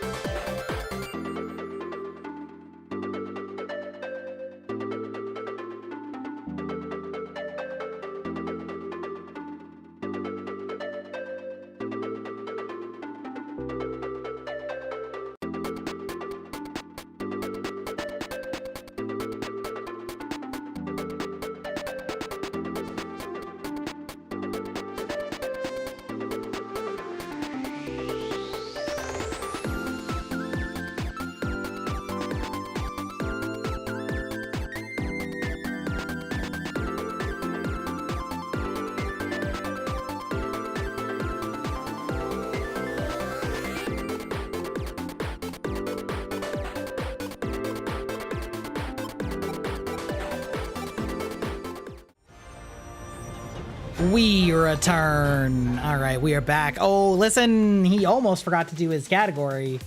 However, I did remember. And heading towards in-game now, maybe. So, behold, madness descends, as always. Yeah. I actually think I'm going to go back and do some other stuff instead of fighting this boss. Partly because I don't want to just go straight into grinding on this boss, and partly because we left so much stuff behind us. Fuck yes, that's right, baby. We left so much stuff behind us in an entirely different path. And Avian Marsh, yes. So I'm gonna go here and see like what there is, because I like abandoned this whole tree, and this game is crazy, you know? Bingo blocked. Oh no. Oh, did you have a bingo on what you call it? OBS category? Yeah. Anybody who's new here, by the way, we do play a little game called Gry Bingo, which you can get yourself a bingo sheet by typing in !bingo, and it will link you to generate a bingo sheet for the night. And if you type !current bingo, it will give you a list of all of the bingo topics that I have designated as having happened this stream. And if you get a bingo, tell me that you get a full bingo in chat and I will mark it down. First person to get 5 bingos total, limit 1 per stream, is going to get a $50 gift card to Steam or Amazon or some similar service. Oh, right, it's this giant cursed oyster. Right, forgot about that. Okay, did absolutely shred it though. We did shred it. It's fine, I'm just collecting. You become a bingo collector, I mean, fair enough. Ew. Oh, I left the music going. Hee hee, haha. You know what? That's fine. We can just leave the music. It's fine. I also don't... Well, okay, listen, there's a bunch of stuff I haven't gotten this way, so clearly I haven't gone this way yet.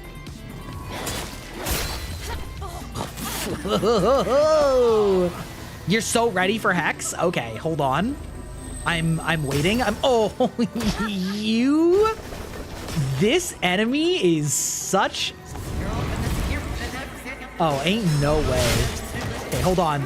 Give me a second so that I'm not... Ow, holy shit. No, okay. My S's drinking is so slow, it's practically Dark Souls 1. All right, if you want to ask Hex a question, now is the time. I'll even pause the music for you. Hit it. Oh shit, what did I miss? Not much. We just started. We just started for the night. 1. Make him less clueless. 2. Clumsy. 3. A broken down beater. Inefficient. 4. His constant whining. 5. His attempts at charm. 6. A solid 11 for annoyance. 7. Overthinking everything, especially in games. Barker. Okay, you know what though? She did kind of cook on the overthinking everything, because that do be kind of true. That's kind of true. She's not wrong on that one. You know what? That was a little out of pocket, but she's not wrong.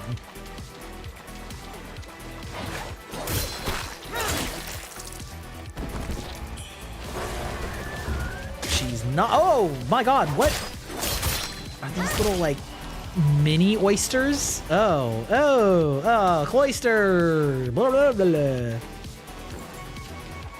Wait, does this... Wait, hello? What? Why did that, like, open... Wait, are there, like... Are there ones that are actually just... Oh, my God, are you still alive? Pff, brother. Imagine. This is a good format. Yeah, you actually have stumbled onto a new tech. You know, you've figured out some new tech on the question and answer side. Congratulations.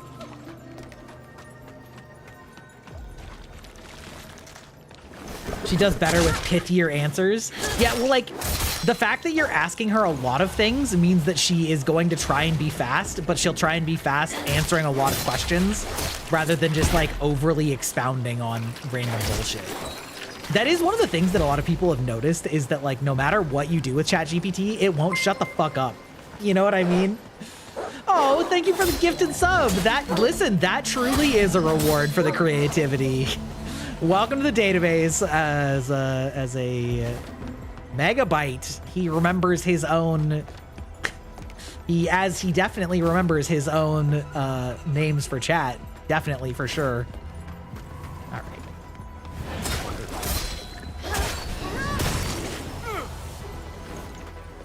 Okay. All right. Well, got at least I got that one this time. Damn. Opt is taking his daily bite. Thank you. Wait, hello? Where did that guy go? Did he fall down? Like a fucking... Or I wonder if he was like... Yeah, who could have guessed? Oh, shit. Wait, hold on. Hold on. Ow. Oh my god, this demon is actually fucking me up. It's crazy. Cringe.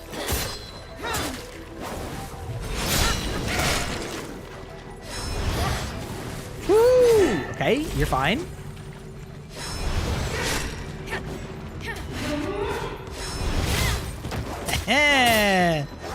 Easy clap. Oh!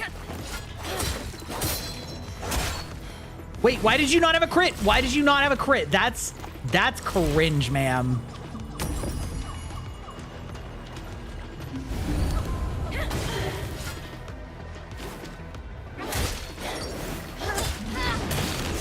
Woo! All right. We got our vengeance. You're back? What did you miss? Oh, you got gifted a sub. That's what you missed. Your excellent contribution to our community by figuring out that multi-question prompts to Hex are actually producing much better answers. You've been gifted a sub thanks to the lovely Sir Nibbit.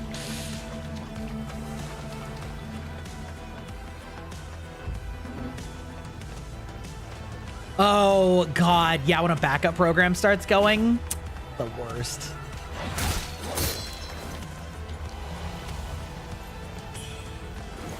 I had a lot of problems with like my office computer basically doing like boot up virus scans all the time and shit like that just like brought it to a crawl. As a side note, Opt, by the way, doing the like full power off thing didn't fix it. Except it also kind of did fix it because I started, or I like did do a full power cycle and it didn't do anything, including unplugging it, except then I unplugged it and like left it off for several days and moved its room. And then it was just like fine all of a sudden. I don't know, man. Can't explain that. Yeah, so like it seems like it worked eventually, but not not with the minimum amount that it should have taken to work, if that makes sense. So I don't know, man. Ancient dank powers. I wanted to send some channel point sigils, but you couldn't find that. You can't do that. I don't know if a sub awards points, but I do know that subs, well, first of all, people who are sub don't have to suffer through the horrendous adpocalypse, so to speak. But also, people with subs do earn points faster, which is another reason some of y'all have so many goddamn points. Yeah, there you go. Also, okay, well, yeah.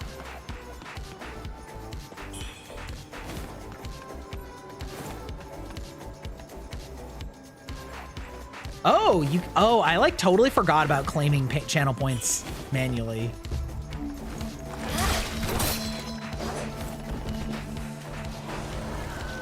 Okay, this area is like very labyrinthine. Oh. Okay. I'm gonna go this way because I remember there being stuff down here, but I don't know if this is the right way to get here. Let's see. Oh, shit. Okay, listen. Oh, did I avoid the poison? That's actually crazy. Oh, I actually cannot believe that I did not get venomed there.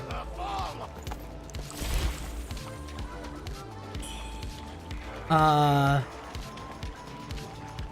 you the only one who missed someone who doesn't even know I exist? Consider him a legend. Wait, huh? Nani?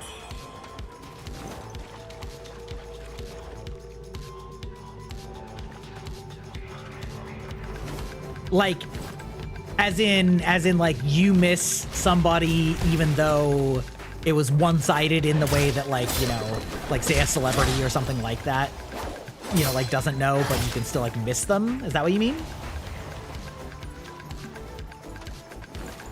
I'm a little confused by your phrasing.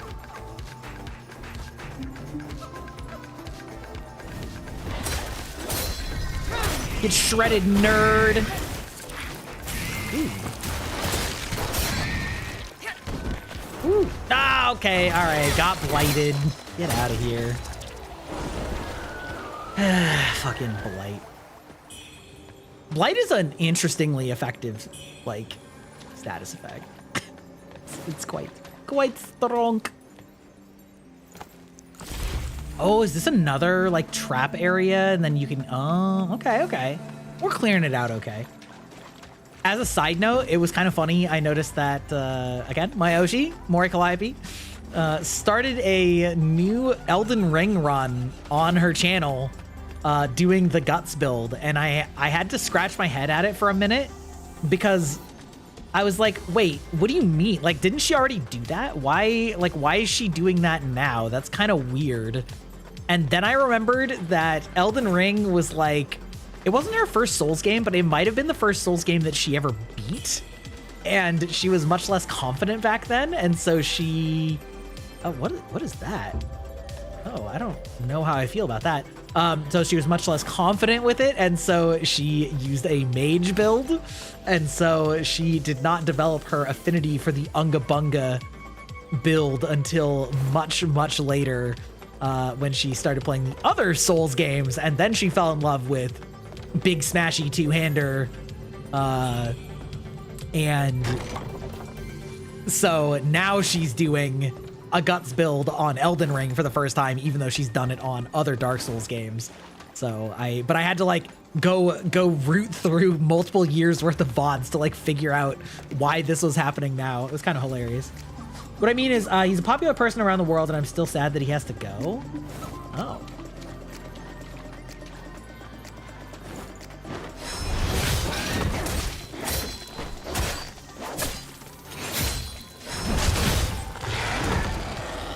Got him shanked.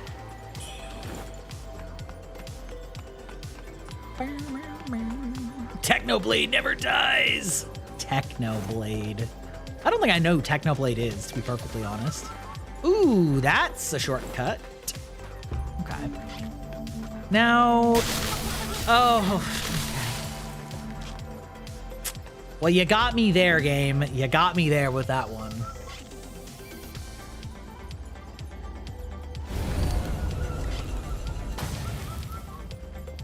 Oh, literally one hit? That's crazy.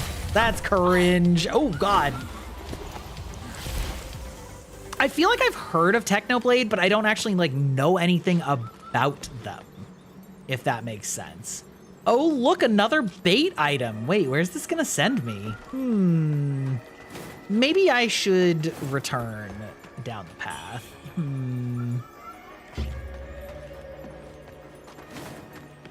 He's so close, though.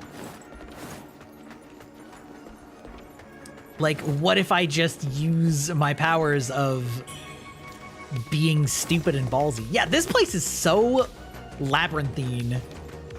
Such a maze. Okay. Search on YouTube or Google. Well, I know, but like I can't do that right now. Are they an FPS player? I feel like that's an FPS player.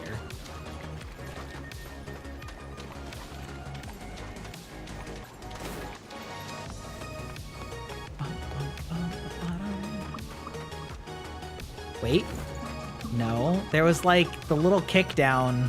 Oh, was the kick down like right here? Okay. Yeah, there we go. Okay. Oh, Minecraft. Oh, okay. I was gonna say either FPS or Minecraft. Was there like a reference to him in the Minecraft movie? Maybe that's where I heard about it. Maybe that's where I heard about it.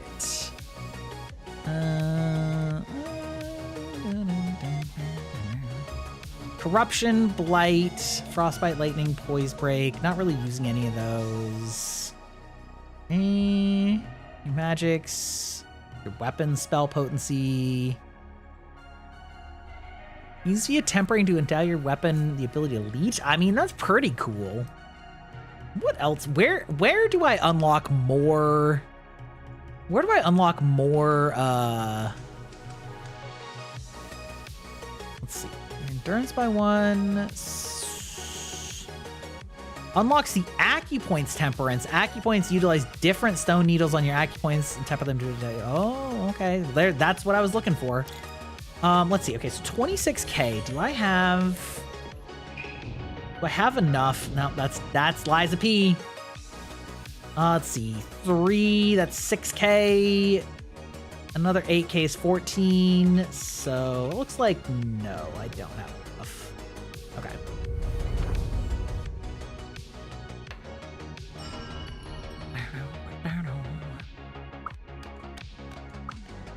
But yeah, it is, you know, it is unfortunate when people either like move on / retire or, you know, unfortunately something else happens to them.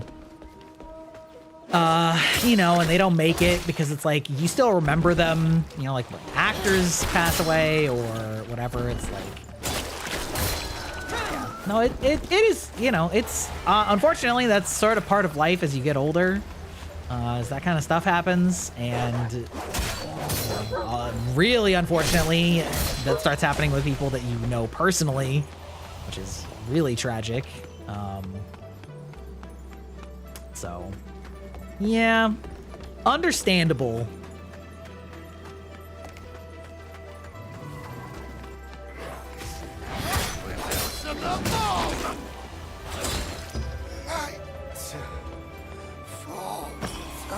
Person on Twitter got chased off the internet during Gamergate. Sometimes I remember and hope they're okay. Back in my day, you could be friendly with people on Twitter. Oh my God. There was such a shit show on Twitter just like last week in the VTubing sphere between two people that like, one of them wrote a fucking 94-page Google Docie about how the other one like abused them and maligned their character and like spread false rumors and things about them and like all sorts of shit like that. And it's like, you know, then the other one like eventually responded and I jumped down there last time. Eventually responded and like, but their response did not really do them any favors, and it was very like catty mean girl shit, and I'm just like, bro, I never want to associate with somebody like that. It's like the attitudes were so like, it was so gross. It was like, well, you did this, and to me that feels like this, which feels like a lie, which feels like, you know, it's like all of this like assigning of whether something was like a lie or not based on sort of like vague feelings about it, and then like, you know, like, oh well, it looks bad, it like reflects badly on me that we're associated, and I'm just like, that's crazy. That's bro, you need to step the fuck back. Like, you need to take a chill pill. I don't know, it was wild. Like, there was so much going on in that document, and I was just like, good God. Okay, I don't know if I should jump down there just to see like where it takes me. Fuck it, we'll do it. I feel like it's probably gonna take me like back farther, like to an area that I've already been, but I hadn't been there last time, so the little blight bombshells. Oh shit, haven't been here obviously. Oh no! Okay. Oh my god! Okay, well, listen, we found out that there was a little, what you call it? Little bamboo shoot guy. Which I still have never gone back to the bamboo shoot vendor. You know, really probably ought to one of these days, but...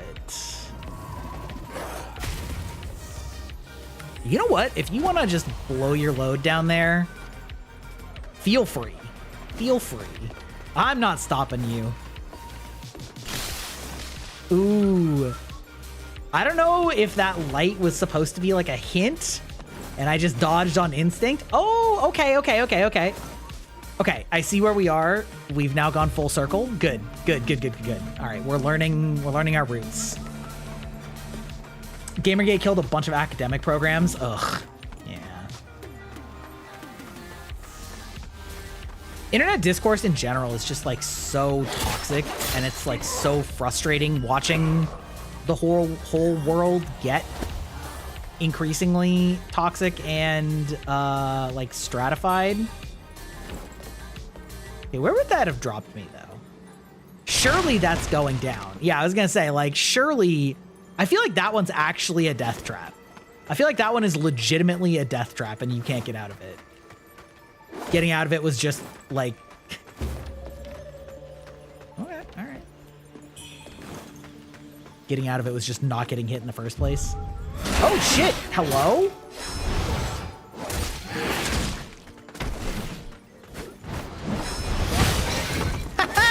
Sucker! Ooh, fuck. Now I'm the sucker. I am the sucker. Ooh.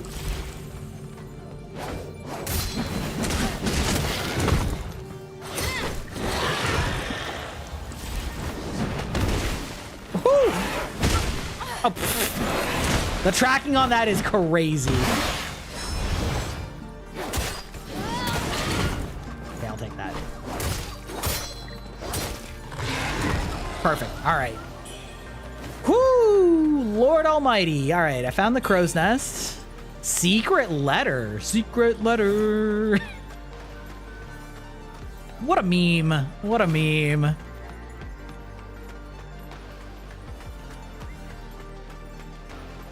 Also, like, man, it is... Is there any way to, like... It is wild to me, like, how many people cannot read the room in the VTubing sphere. Been doing research on using video games for PT. There was an accident that made the news that the survivor wasn't supposed to be able to ever piss on his own, never mind walk again. It was bad. We got him walking with a cane using video games. Oh man, that's crazy. Meeting cool folks on Twitter? Couldn't be us. Yeah, couldn't be us. Imagine the fact that my mods all met from a guild formed from Twitter people where we made memes about... Wait, actually, hold on. Where we made memes about tweeting and also... Okay. All right, we figured that out. Common video game meme... Well, not common video game meme, but common in our games circle.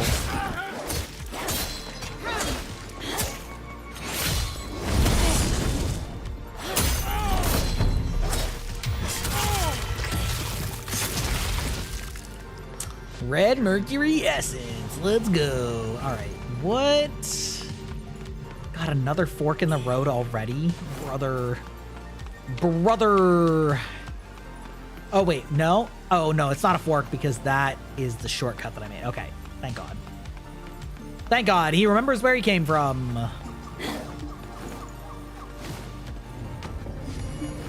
Okay.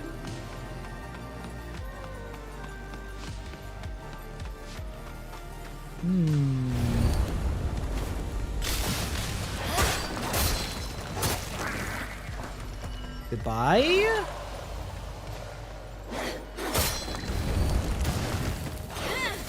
What? Oh my God, I didn't even notice that. Oh no, it's these fuckers again. God. I hate them. Literally one of the worst things in this game. Literally one of the worst things in this game. It's a bad thing in every game that has it, but It's especially badly implemented in this game. I'm not gonna pretend otherwise.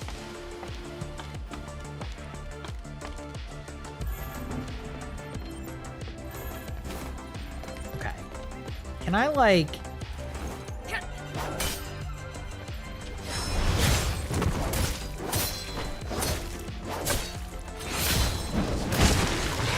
Smash. Then we come up here, go across our little shortcut. Fortunately, it wasn't a far setback. Yeah, there we go. Oh, wait. Oh, yeah. Okay.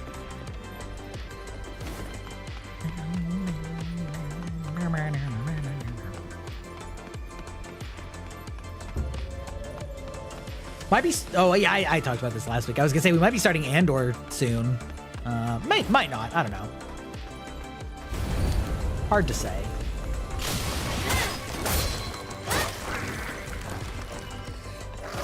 Okay, we're gonna run until we get out of this fucking curse shit.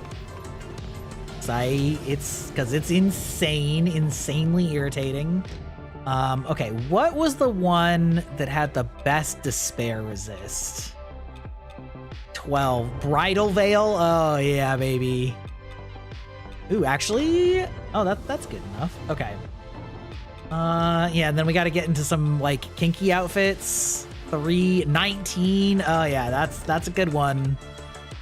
Oh, even more? The bride's corset? Oh, yeah, that's the stuff. The light gown. Listen. Ward off despair by taking all of your armor and clothing off. Got it. Understood the message that you're sending us. Oh, actually, wait. Delicate has even more despair? It's actually slightly better clothed. Somehow. Let's see. I know I have Delicate.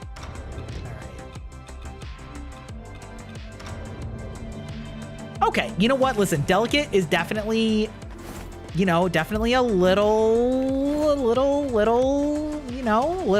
but is this? No, that's not good.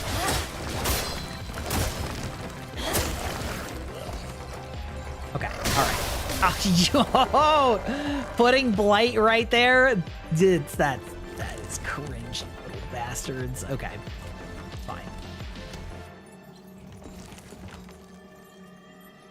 Is there any... Wait. No. I can hear things skittering around on top of me. Like, is this bait? Is that... No? I already got baited? Alright, fair enough. Soul grass. Oh, yo, oh, you little fuckers. Fair enough. The way that bitch actually crawled all the way up on me, crazy.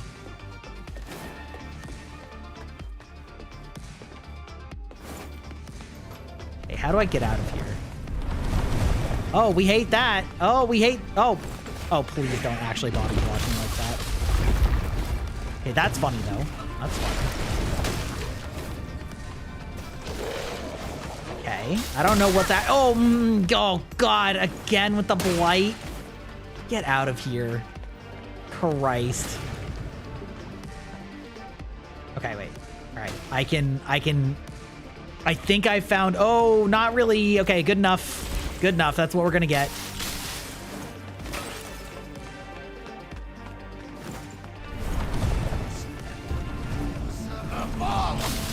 I hear you. Hopefully you're right up here.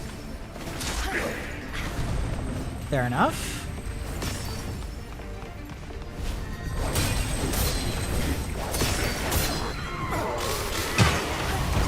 Oh.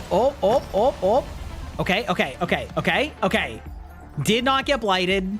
Did kill the douchebag. Okay, we're doing it. Okay. All right, good night, Ern. Have a good one. Thanks for hanging out. Hope you had fun, and I'm just trying to find where this douchebag is that's cursing everything in the area. Oh my god, I can't believe you've done this. Except I absolutely can believe that you've done this. You would, actually. Wait, really? Hello? How am I supposed to get there? Game, don't make me... Okay.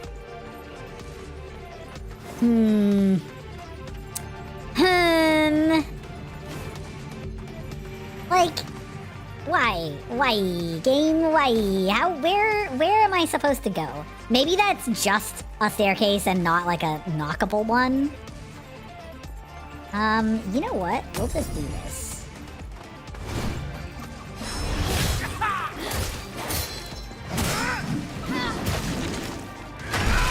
Ooh, lordy! It's fine? That's fine. Actually, you can take your time, brother.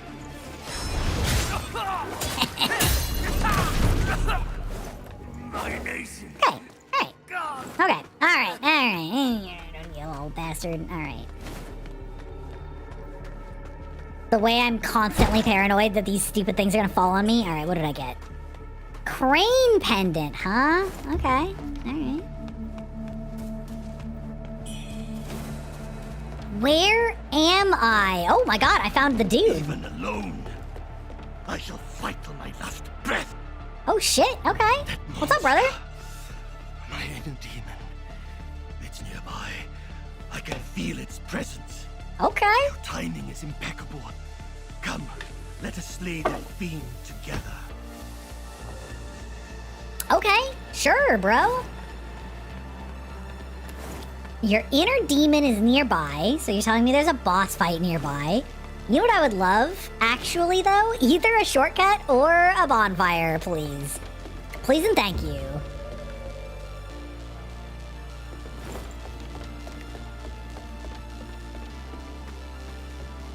This has got to be a trap. Like, I feel it in my bones. That has to be a trap of some kind.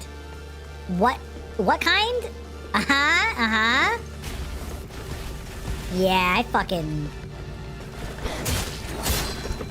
Wait, the oysters have a spin to win? Okay, that is funny. Alright.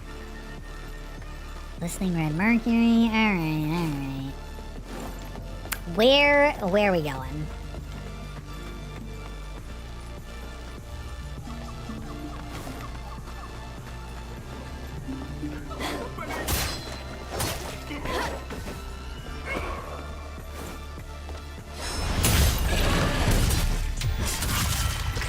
Shanked him. Alright.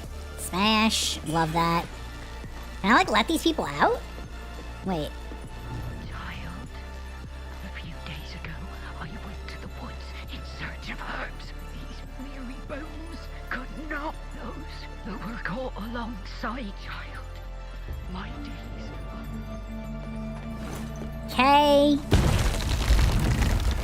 Oh, you tricky little vixen! Okay, the fact that like, came back and hit me a second time is cringe. Where is this? Release ladder. I need to know where this goes because, like... Otherwise, I'm gonna be in a bad situation. Alright, where does this go? This has to be a shortcut if I'm releasing a ladder, right? So... You're safe in the jar. Yeah, nobody can hurt me in the jar. This is... Aha! Okay, actually, though, legitimately... Pretty... And that's a very good shortcut. Okay. That's a very good shortcut.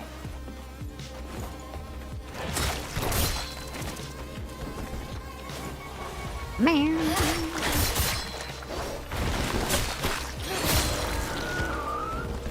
Just trying to, like, I almost have enough for another level, you know?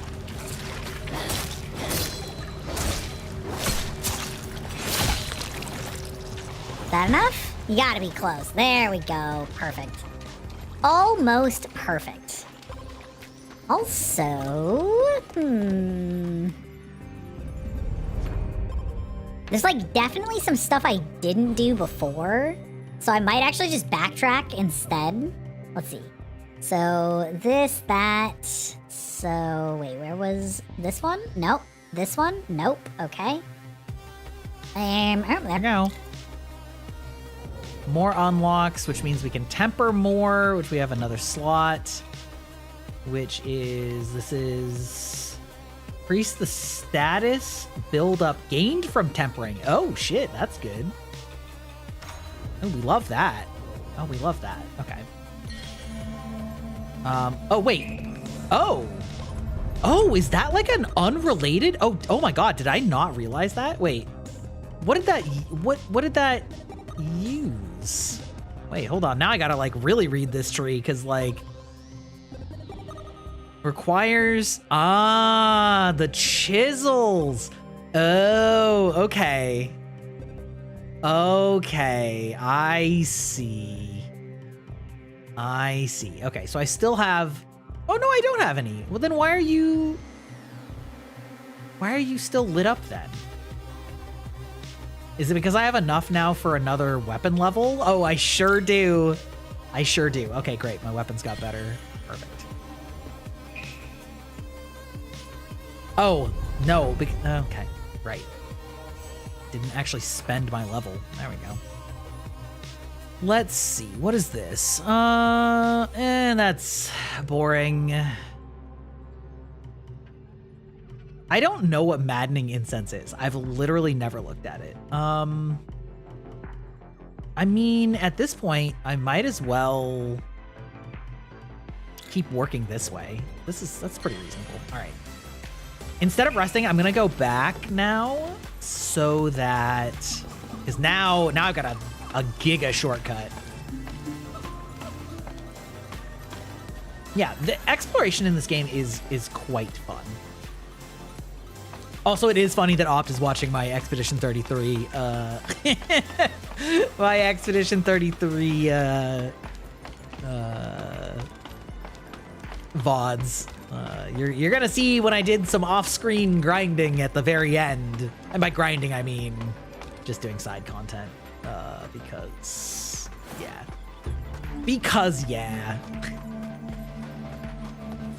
We're gonna go all the way back this way. I really like that this game lets you level up without resting for exactly situations like this. It's really nice to be able to like, oh. Ooh, okay. All right, okay. It's really nice to be able to like go back and finish cleaning up an area after you have offloaded all of your souls without getting totally fucked. Yeah, maybe if I jump down back here, because I do remember there was one spot back here where it looked like you could jump down on purpose. Not there. Not there. There was there, but I feel like it was around this. Because I want vengeance on that stupid cursing hoe. Yeah, right here? Yeah. Oh my God. Oh, that was such a leap of faith. That was actually such a leap of faith.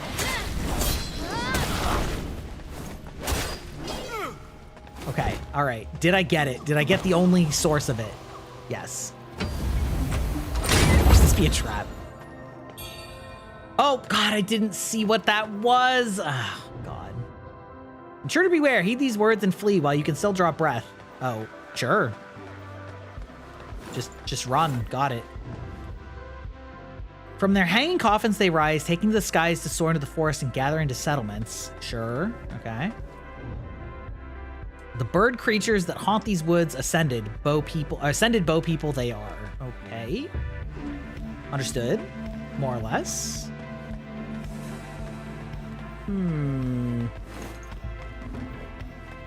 Okay. So, oh, there is a... there's a little jump down there. Is there one over here? No. Okay.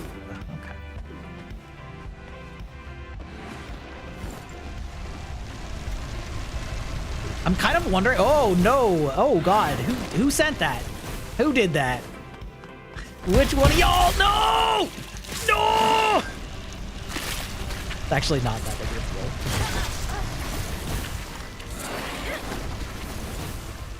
deal. Okay, hold on. Who is sending these sky bombs?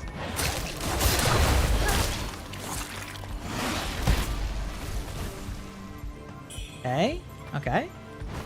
Where? I hear something. I hear something above me. We don't like that sound. We do not like it.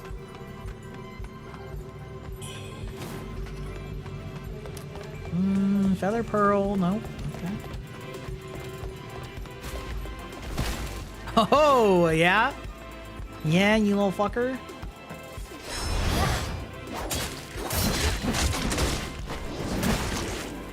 Ow. Oh, no. Oh, my God. Oh, is that the ladder up? Is that like the very end of it? I think it is. I think that's the end of it. Okay, well. We can make it work. We can make it work. The question is, do I actually care about going back now? Because I feel like the answer is not a ton. I feel like I kind of got everything I needed to from over there. And that's just going to, like, send me back the rest of the way. So I actually think I'm not going to...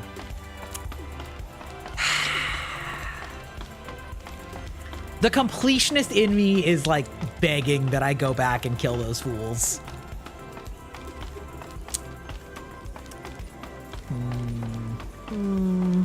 But the summoners are gonna be back. No. No, I don't care. The summoners are coming back. I don't care.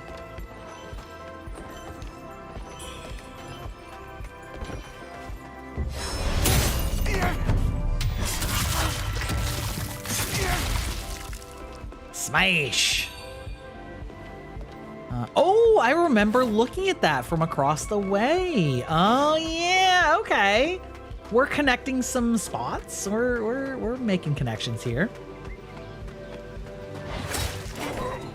Oh, he dies in one hit now. Thank you. Ooh, a ladder and a bunch of stuff.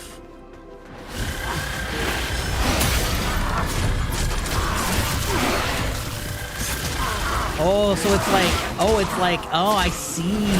I see.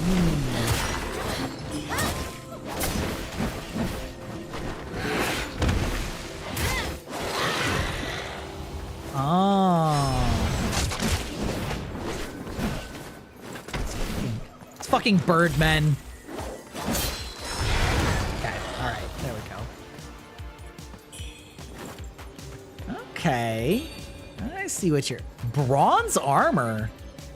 Interesting to just, like, get one random piece of armor in this game. Okay, well... Do I need anything else, honestly? Huh. Okay.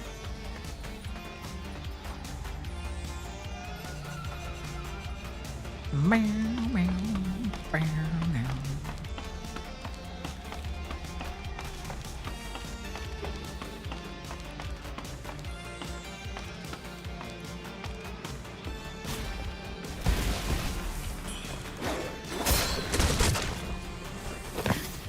Are you actually McFucking kidding me? This goddamn oyster just roll-outed me across, or like off of this ledge. Get out of here. Actually die. I cannot believe it. Okay.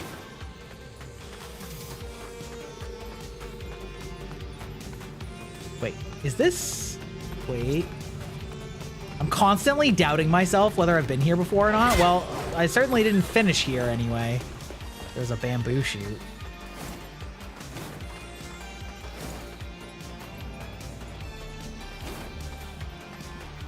Wait.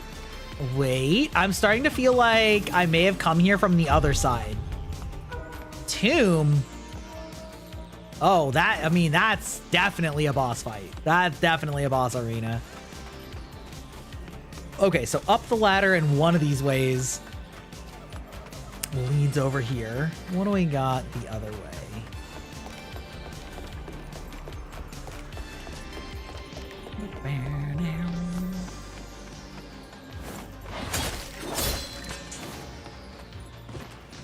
Oh, yeah, okay. I definitely came this way from the back side at some point.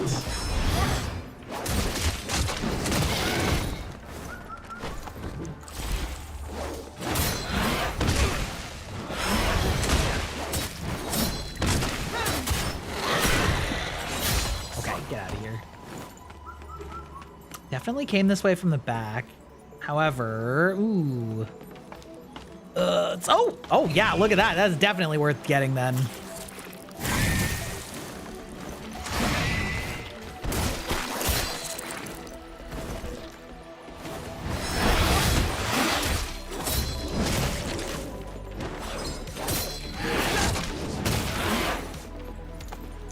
Okay, understood.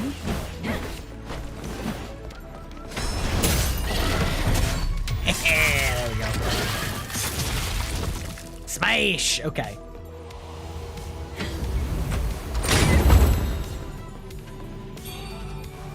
Lost remains. I don't almost ever care about those. Okay, good. I like it when we get kind of a dead end because we got everything.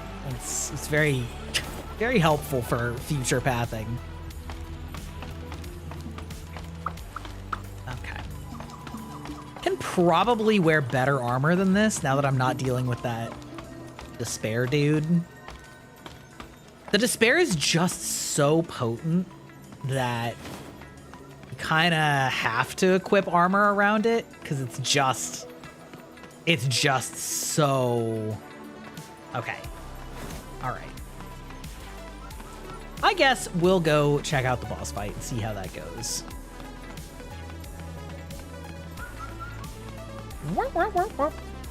Oh, wait, no, there was a... Wait, one of these... I think this actually directly leads to a bonfire, which is a huge... Yeah, there we go. Okay, that's a much closer shortcut. All right. This is good. All right, we dream...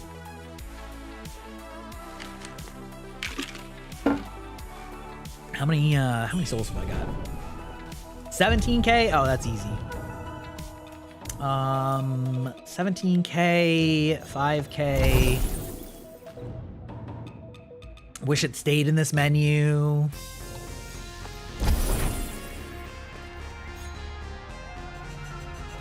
Perfect. 28. Spin. Ooh, I had another one too. Okay. Oh shit, let's go. Cost Forgotten Remembrance, cost Lost Remains. Okay, so I think these are all filled up, which means boop and boop. Yeah, boy. Okay. And then two more, which I guess 1, 2, might as well. Okay. What's the time? Okay, 2:55. I was just gonna say, I feel like it's almost time to go because I have to go to the bathroom again, which is great. So we'll do one try at the boss, and that'll be it. That'll be... Gotta actually figure out... Yeah, there we go. Okay.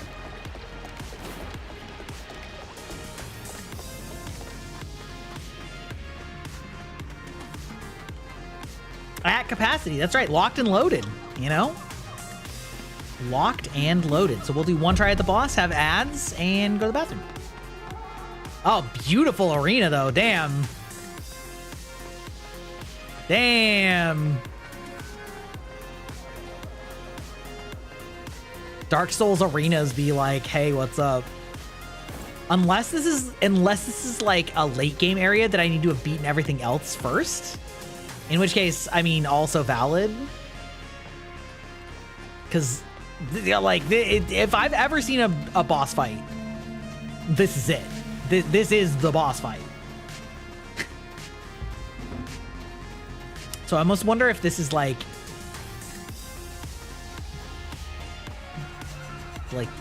end boss fight or something. Because the fact that it didn't immediately put me into one is a little confusing.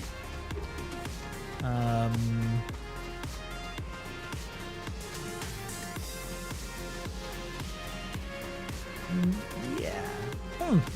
Okay. Well. Okay. That's a little anticlimactic. I mean, there's got to be more eventually. But not right now, it seems. Not right now. Okay. Well, so be it. However, there was another boss that I found. Which I'm not sure, like, the way to get to that boss from the front. But I found it off stream going backwards from another area. So, like, I know these areas are very deeply intertwined. So I'll probably just, maybe I'll fight that after the break. Teleport over there. Yeah.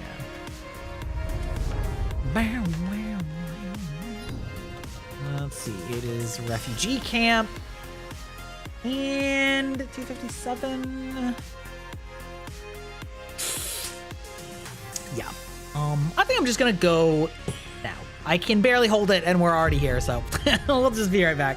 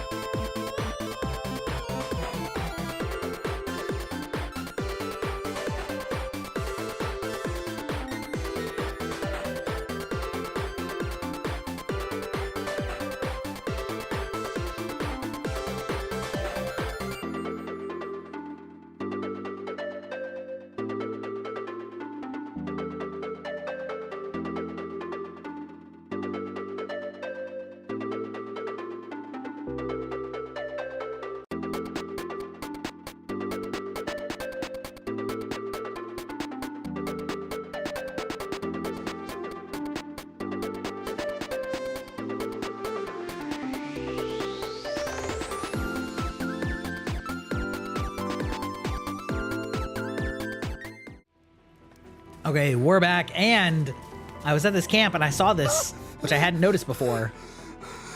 And this dude asked me to hand over a damaged token. So I figured I would wait until stream came back. Wait, don't tell me. I swear. My brother.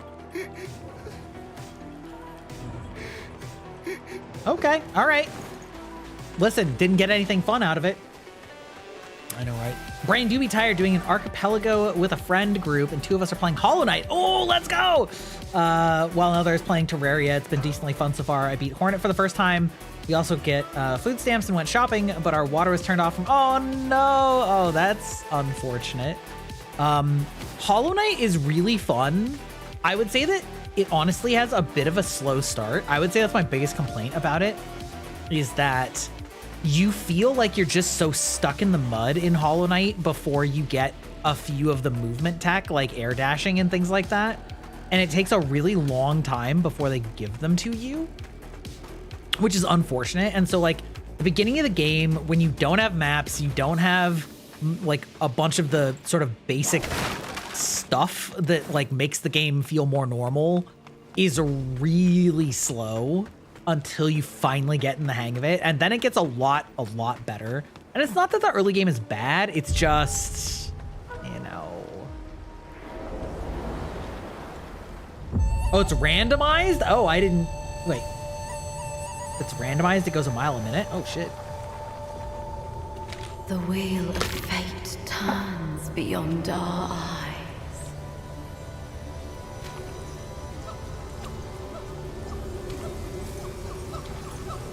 In this timeless illusion. Multi-game randomizers? I've never heard that terminology. Look at Hot Bird Mommy. Behold. At last, you've come before me.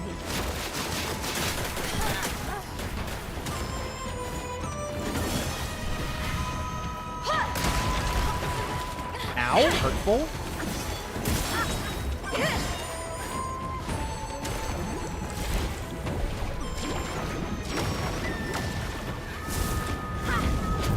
Never actually tried using that move, so that was fun.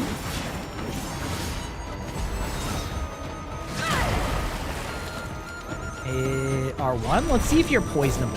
You're venomable. Okay, understood. Kinda.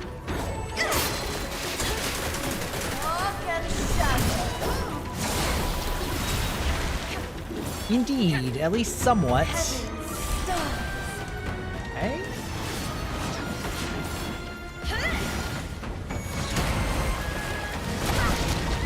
And how are you on? A winged mortal.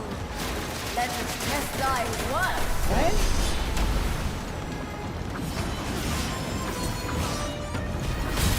Oop. A little bit too fast to dodge. Go your corruption again, ma'am. Woo! Starfall! Ooh, Starfall. I don't like whatever that sounds like. Be gone! Ooh, okay. Oh, we love the backstabs though.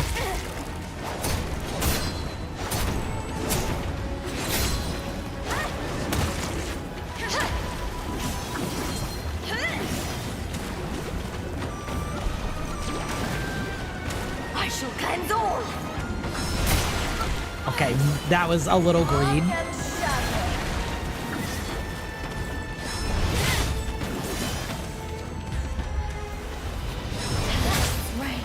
Woo, okay. Yes, ma'am. Oh, oh no. Oh no. Oh no. Oh no. Oh no. Please no, Mrs. I don't like what is happening here. Please no. Please stop. Please stop.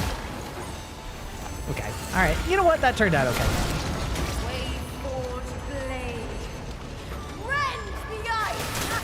Ooh. Ooh. Okay, understood. Oh no! That is so embarrassing.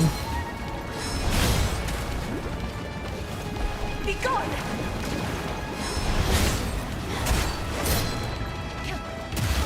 No! Okay, okay. Listen, we got her to half. Ow.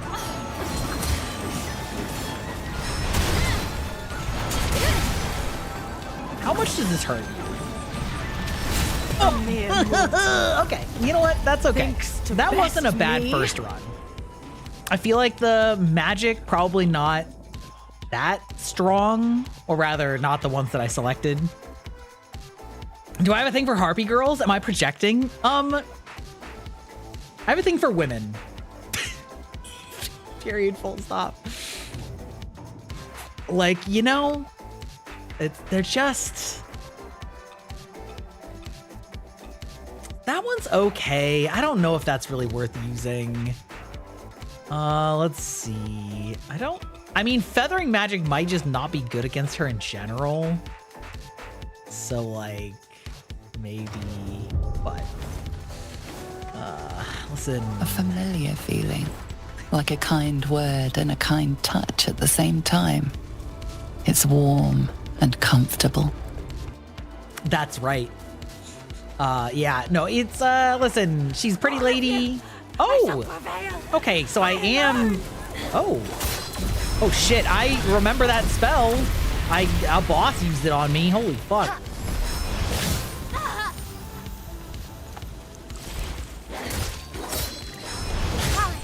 Not my fault!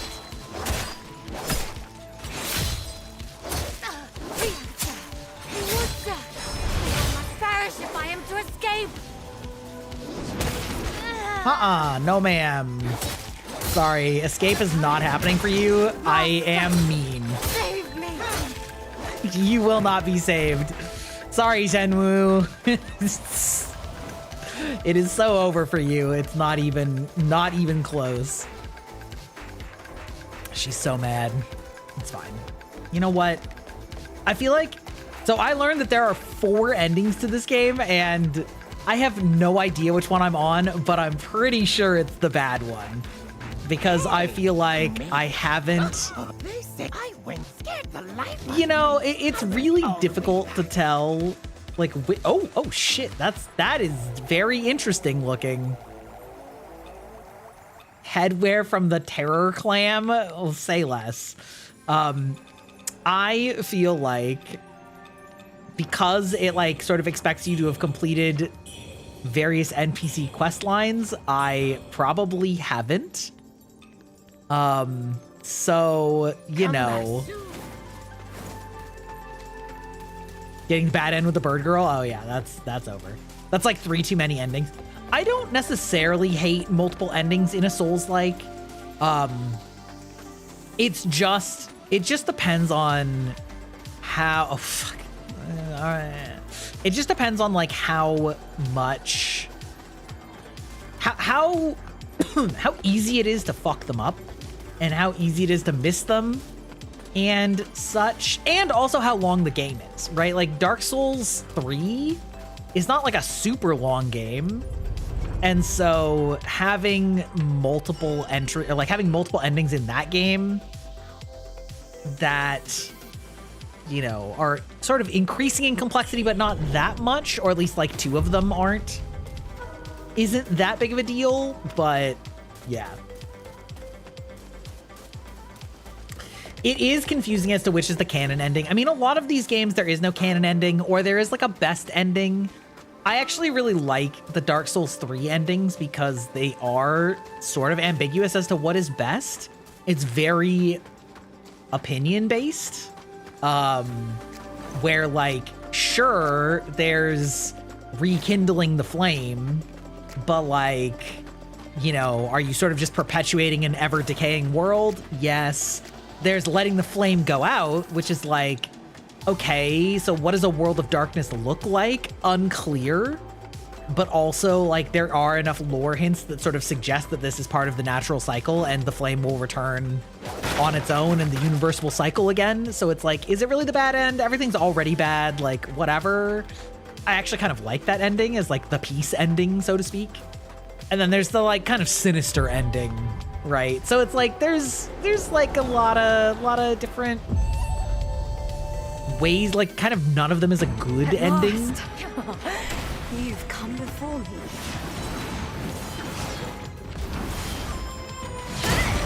Oh, okay, I do need to dodge that then. Got it. Stop. You can fuck anything with enough courage and effort. Okay, okay, her back has to be like so. I thought she was immune to backstabs or back charge attacks, but then I got her with one, but then I haven't managed to get one since. Yeah, flame will always flare up to the end from the embers. Exactly. I think like my personal favorite ending of Dark Souls 3 is the darkness ending, like let the world rest, so to speak. But you know,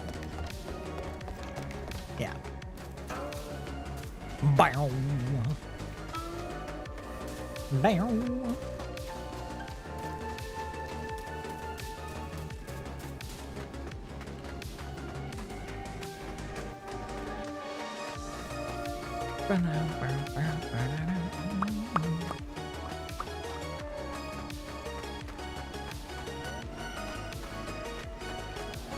Wish that the run back here was a little bit shorter though. Not gonna lie, this is a pretty long run back. They tell you got to name a ship in someone's Sea of Thieves once? No, that's cool. Named it Phoenix since their previous ship went up in flames. Love that. Love that.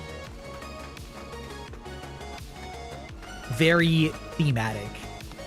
Very thematic.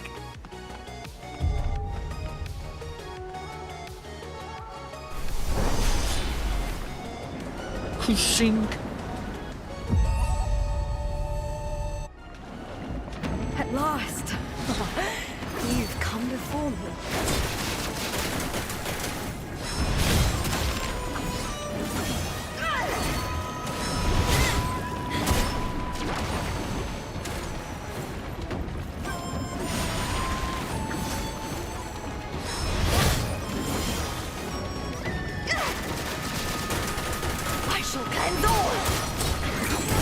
Oh, that's not what I meant to do, because this game isn't Dark Souls, and you can't do that.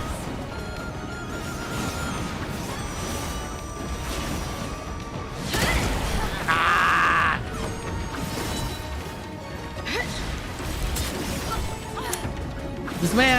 This woman is very aggressive, though. Yeah, see, right? Like, that was a really diagonal hit. Like,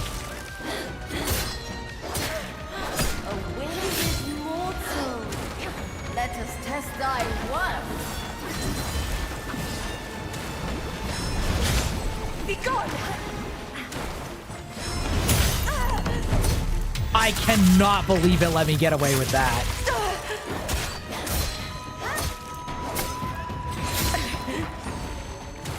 Heaven's star.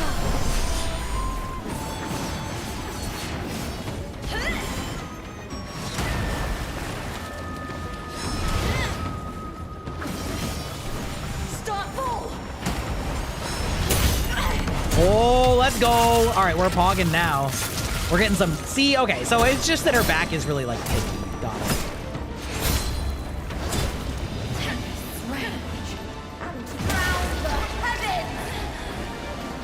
What happened there?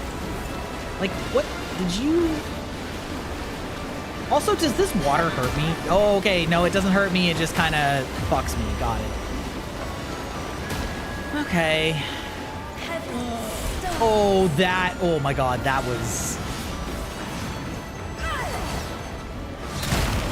Fuck. The timing on that is rough. Oh, okay. Okay. All right.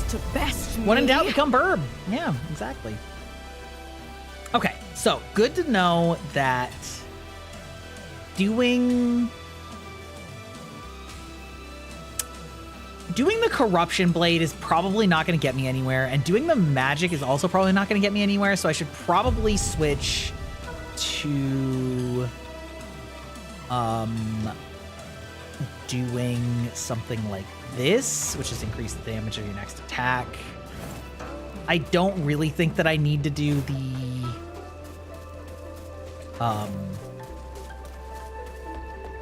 don't think I really need to do the evasion one, but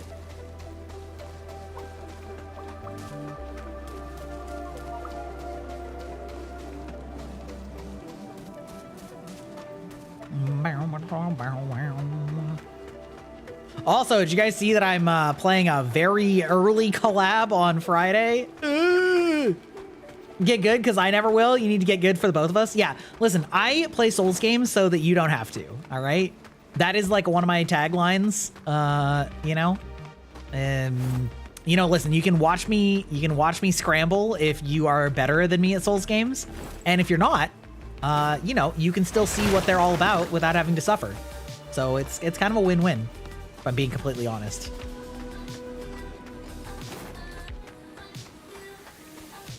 Yeah, exactly.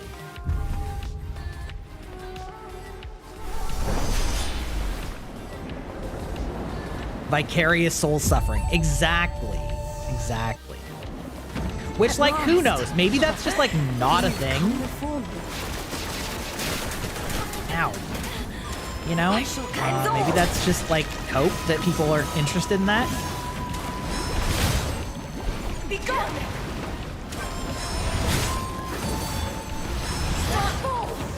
Woo-hoo! Okay, alright. Absolutely fat damage.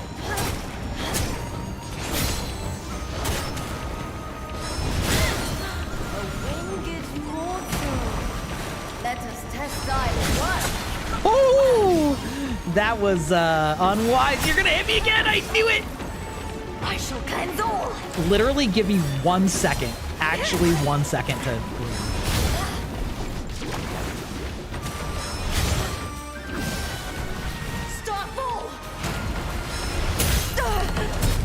Okay, well, at least she takes back shots, all right?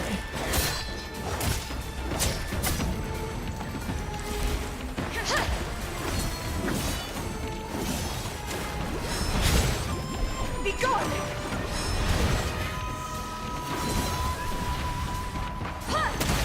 Ah! She hit me with the feet.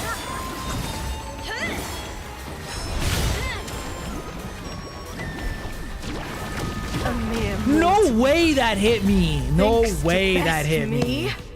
No way that hit me. Okay.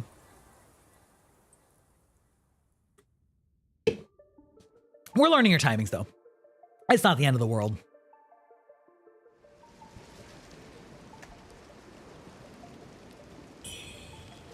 Do I think she eats seeds or is more carnivorous?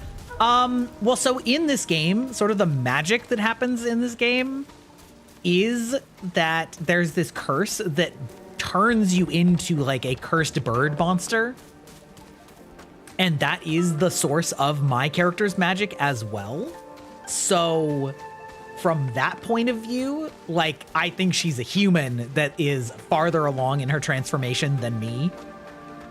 And so, like, I think she just eats normal human food right now. You know, she's maybe some fresh meat, you know, some raw man meat, you know, but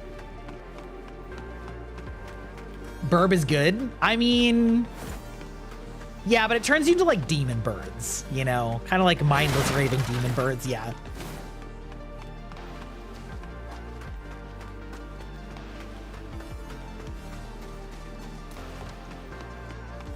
This run back is atrocious, though.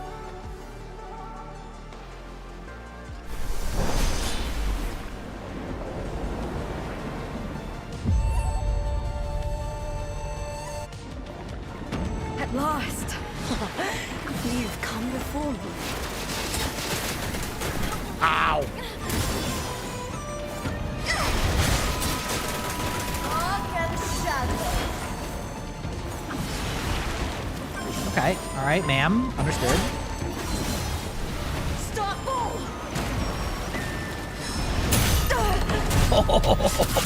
Okay. All right, that was close.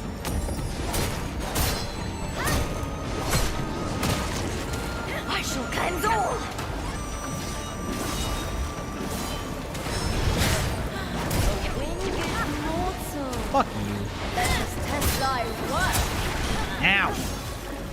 Unfortunately, that doesn't do much.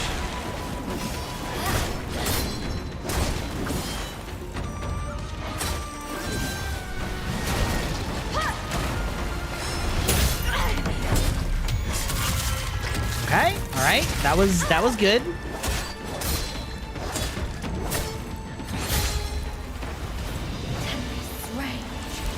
Ooh, right.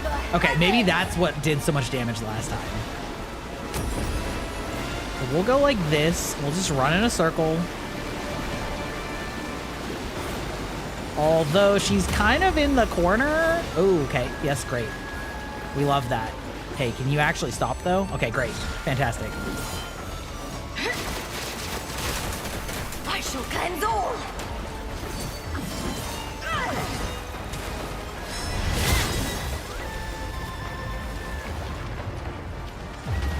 Oh, no, we hate that. Ow, okay, that's fine, understood. Well. Ow, please. Oh, no. No, the fucking roll catches. I had no time to heal there. All right, okay. Where's she keep getting the fireworks? Is she just swing by the market on her way to fight me? Listen, her bird feathers are explosive. What can I say, you know? She's got it. Maybe she's born with it. Maybe it's Maybelline, you know? I don't know. I don't know, dog.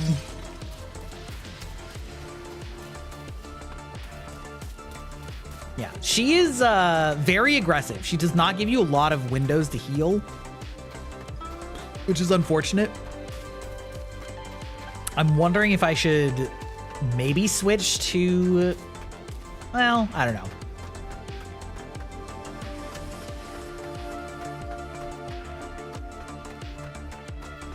I don't know, man.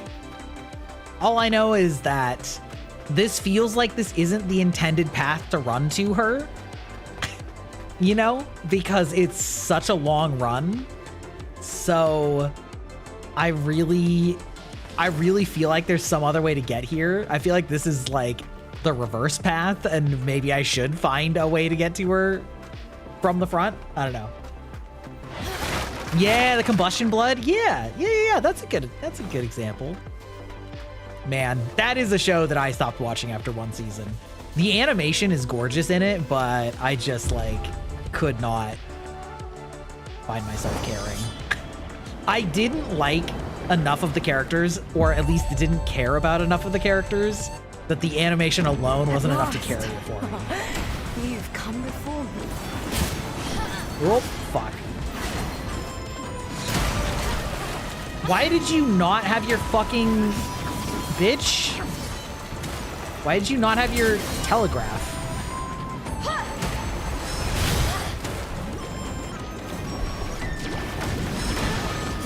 Fuck off. Stop ball. Oh, stop following this nuts. Fuck me.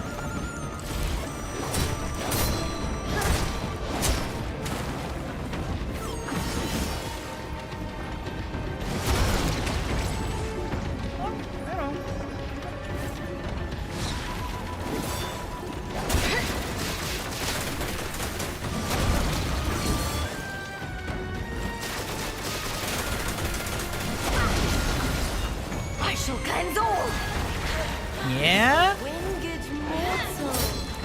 Let us test thy worth. Be gone. Okay. Well, rude. Okay. Alright, chill. Oh, I cannot believe I got away with that.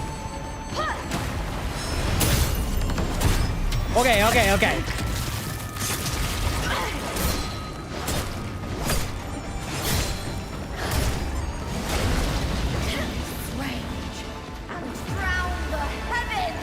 Okay, so let's go this way first, because these kind of follow me. Oh, okay, interesting.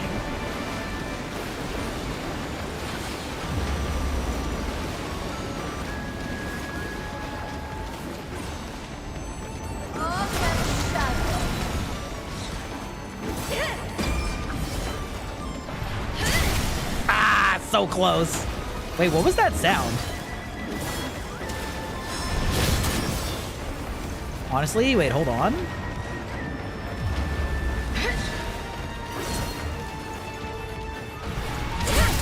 Ow, fuck. We just drink on that.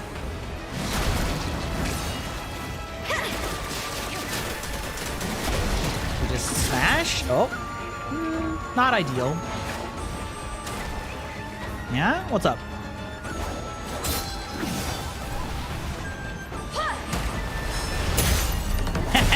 Eat that, loser! Alright.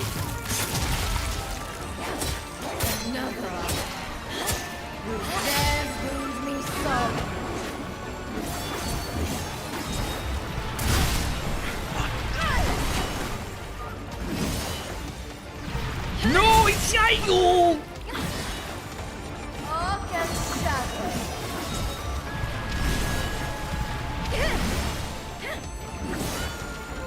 Please give me a chance to fucking... Oh my god, I cannot believe I got that off.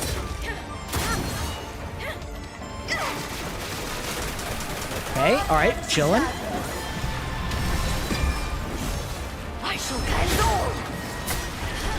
I don't know what that sound is. I keep getting this, like, sound that...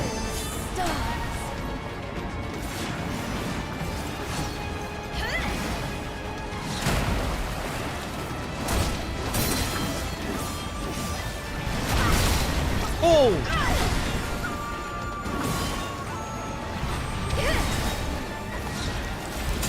Ooh, okay, all right, chill.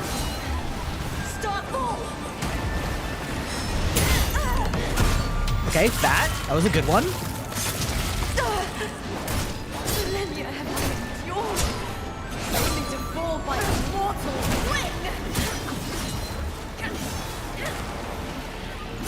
Oh no!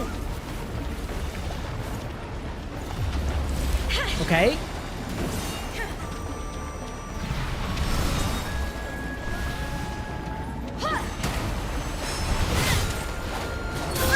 Let's go! Okay, sorry, I had to lock the fuck in there. Okay. Okay, all right, sorry, ma'am. Sorry, not sorry. Sorry, ma'am, sorry, mommy, sorry, okay. The story fell off so badly. Yeah, exactly. Unironically, I would watch an H.P. Lovecraft-inspired anime with a story similar to that of Bloodborne's. Yeah, I mean, that would be a sick vibe. That would be... Echo of the Bow Sword. Okay, all right, listen. That was... terrifying. That was a good fight, actually, though. That was, like, pretty solid. I want to know where they expected me to come from for this. You know what I mean? Like, what was the expected path? I don't want to go up there while I have all these souls. That seems unwise. But I'm going to come back here in just a second. You were expecting a phase 2?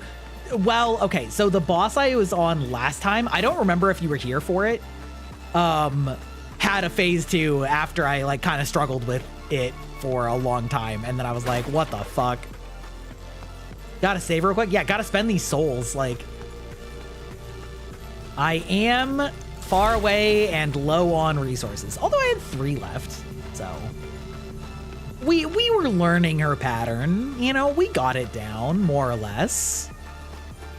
Everything added up. You know, we got our corruption off. We got our got a little bit of ranged attacks. Got a little bit of charge ups. Got a little bit of like fat, clean dodges. You know, we're vibing. We're vibing.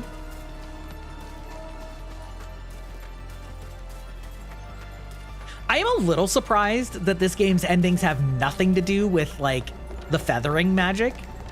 Because if any game was going to like give you endings based on what you put stats into, it seems like a game that's magic is literally about the magical corruption would be one, you know?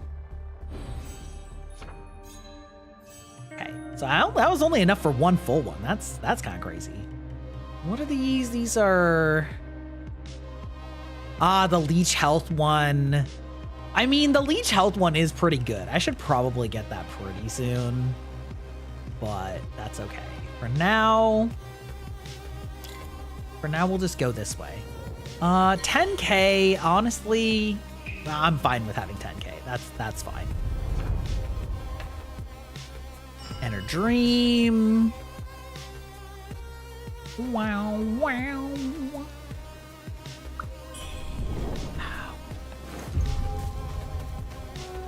Anyway, yeah, I was saying earlier, imagine a fucking 10 a.m. collab.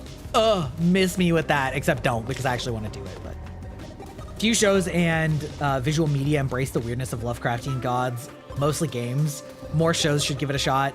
Give us a Lovecraft anime, damn it. Yeah, it's one of those things, like, so the vibe is so interesting. I personally, especially when it comes to games, but I don't like media that feels totally hopeless, I guess. I mean, I do sometimes, but so like, I don't love the idea that in most Lovecraft settings, basically everyone is destined to die or go insane. Like, I like the idea of these elder beings that are so unknowable that like the human mind can't comprehend it, but it feels like every game or like media that does do Lovecrafty stuff is like so like it's, I don't know. So it's just like not exactly like the style that I tend to be attracted to, but like the vibe is so interesting. You know, I'm very conflicted about it. And then of course there's like the obvious problems with the author, so to speak. Oh my God, it was literally a shortcut right here. Oh my fucking, okay. Wait, no, but that's a shortcut after the fact. So I must have had to have gotten here from this way. And maybe oh yeah, okay, so this is the path I didn't take. Okay. So this would have been the way I would have gotten to this boss fight from the front. Hey, what up, brother? Oh, you're very dead. So where is this relative to the other stuff I've done? Because this whole ass area is such a maze. Oh, wait. Okay, have I been down here? Was this just like barely out of sight of where I was? I feel like it was. Okay, maybe we're starting to like piece this map together. There we go. The image of being able to do combat the horrors and stuff. Things may seem hopeless. There's always a way. Yeah, I mean, like but like at the same time, is there hope? Because the end of Bloodborne is also pretty bleak. You know what I mean? You know what I'm saying? Like, Bloodborne do be pretty bleak.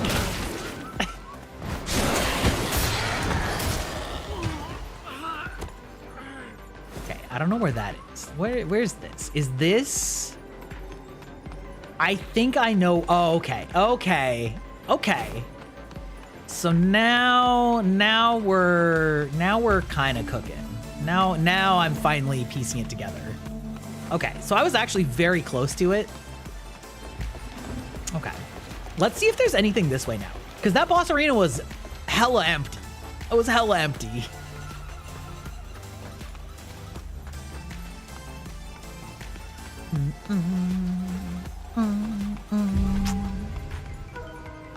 Oh, do I see an enemy there now? Oh ho. Is this bro that was like, hey, help me out? Who is this? Hey, what's up? What's up, my brew? My brew? You have aided me in accomplishing my wish. I led a contingent of soldiers against these monsters. Although I pried a divine treasure from their dying claws, none who followed me lived to see the light again. The relic reawakened the general and his warriors, but their minds were gone, lost to the abyss. Their struggle is over now, and they can finally rest in peace.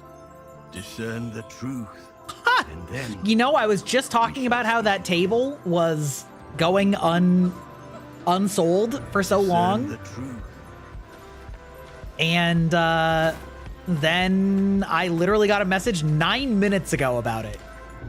Listen, you just have to bitch about it on stream, apparently. You know, all games really should give you, really should give you a recent items. I'm just saying. I'm just saying.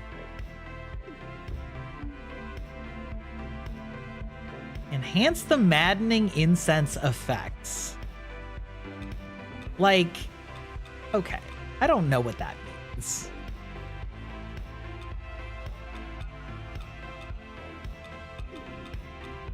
Like, what is maddening incense? Is that like one of these? No, Bloom Branch. What is maddening incense? I don't even know what this game mechanic is.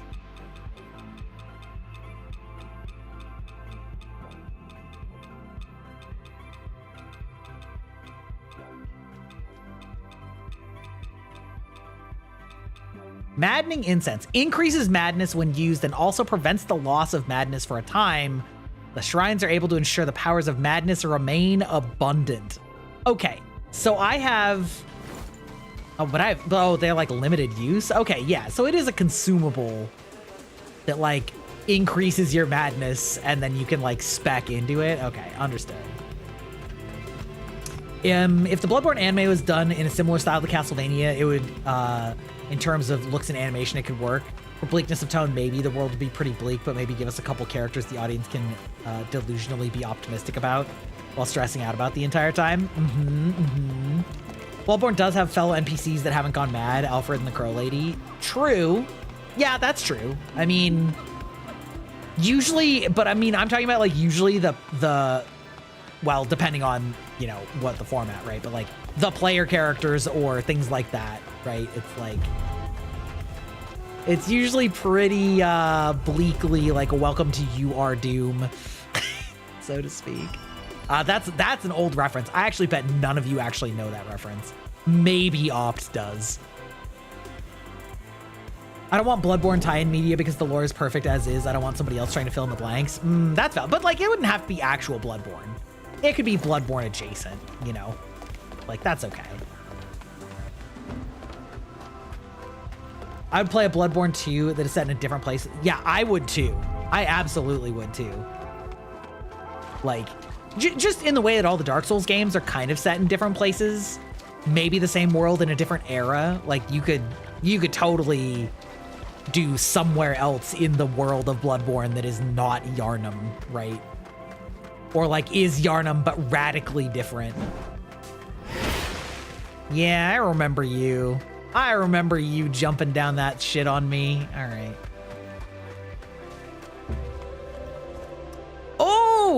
Oh, okay. Okay, we're connecting now. Okay, I remember seeing that little hop down. Okay, great. All right, we're cooking. We got our link backs. Okay. Okay. All right. I hear madness and my brain goes to them just being incredibly pissed. Yeah. That actually reminds me of like one of my least favorite. Okay, it's not one of my least favorite mechanics. Well, it kind of is. It's a mechanical concept that is really interesting, but is both described very poorly and also very difficult to like adjudicate, I guess, which is madness in Blood on the Clock Tower, which also I think I have bingo for Blood on the Clock Tower, don't I? I sure do. It's a fun concept, but also it's described so terribly, where like the concept of madness in Blood on the Clock Tower is not a status effect like being poisoned is. It is a description of your behavior. So if you are mad that something is, like if you're mad about something, it means that you are trying to convince people of that thing. So if you were mad, but like that sounds like angry, not like insanity. And even if it did, like it's just like such weird language usage. And the creators of the game are Australian, and some of their other people are from the UK. And I feel like they just don't quite grasp that nobody fucking says that in America. Oh yeah, buddy.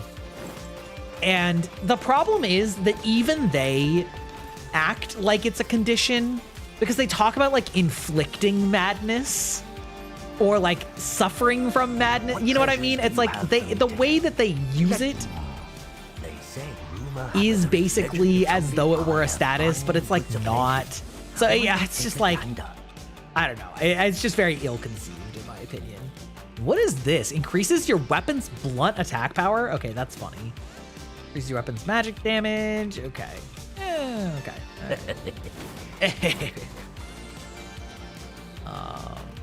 Hey, you made it. You got new stuff for me, do you? Do you actually? I don't know that you do. One-handed swords, spears. Okay, well. Come back I don't know. soon. All right. I'm gonna make a quick bathroom stop because like I've been drinking so much. We'll be back very quickly.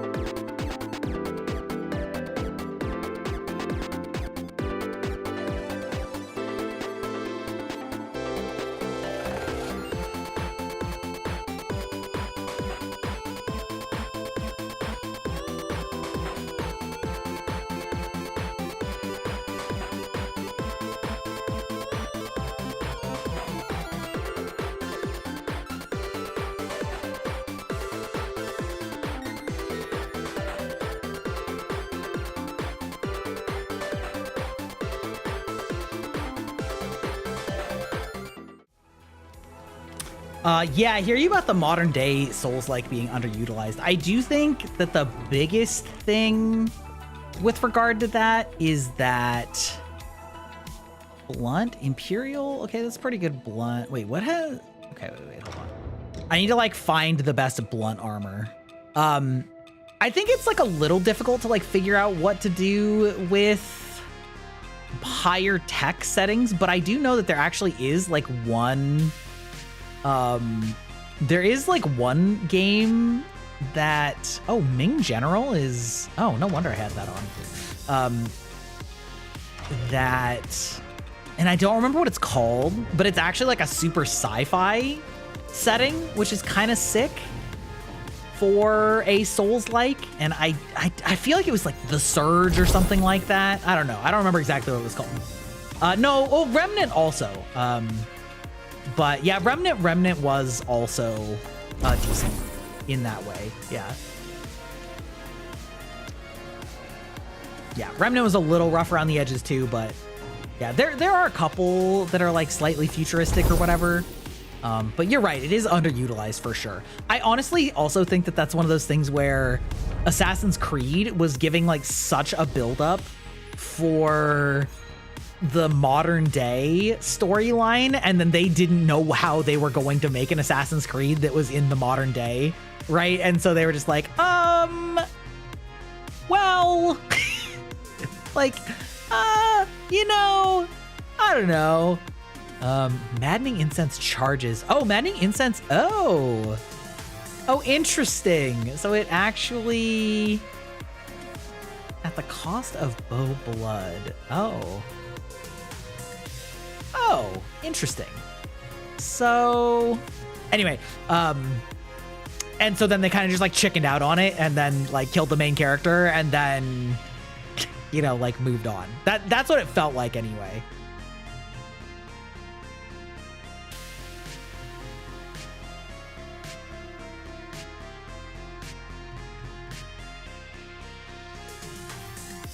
Yeah, I mean, I heard that like the surge was just like fine, you know, it was mid. Yeah, I would agree with that. I just like, I can only name a couple of sort of modern or futuristic ones, right? So that was really the only reason I brought that one up. 50 game. Oh no, we don't do that.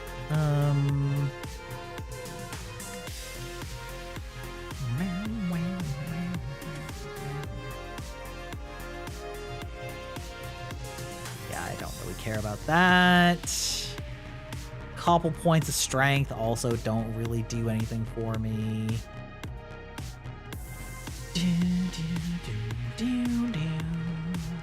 So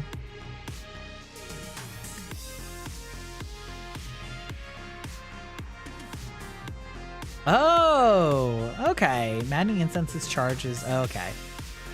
Increases the duration at the cost. Okay. Increases the duration. Okay. So I can do like, I see. I mean, I still don't really think I'm planning to do that. But don't need that for quite a while. Don't need that. Don't really need any of these. So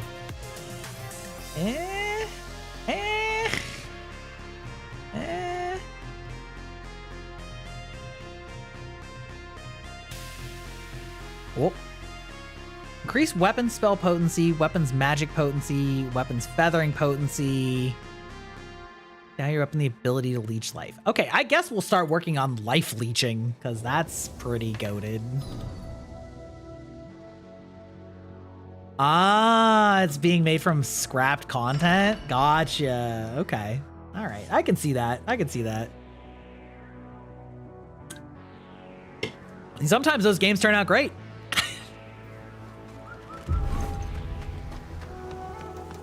All right, now the problem is I have like completely forgotten. I've completely forgotten this dude's moveset. Like almost totally. That's fine.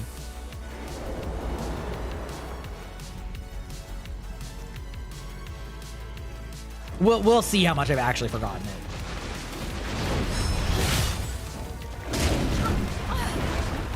Yep.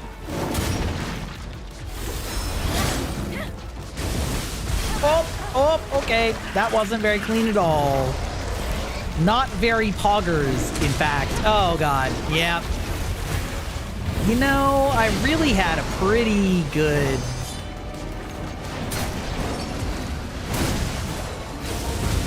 Oh, God. Yep. Yeah, okay. All right. You'd recommend the Watch Dogs series, by the way. They're really good and the hacking is very satisfying. Yeah, I played a little bit of Watch Dogs 1 and was like really burned out on the Assassin's Creed formula, especially the Ubisoft formula. And so I kind of bounced off it pretty quick, but that doesn't mean that that's always true. You know, like there's, yeah, doesn't mean it's always true. There have been games that I bounced off of and then went back to later and then ended up really enjoying. So like,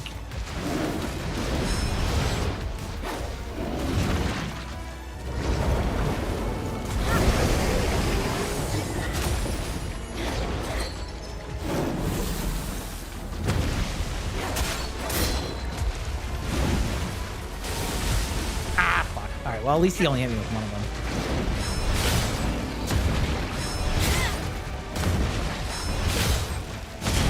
Ah, I should have just...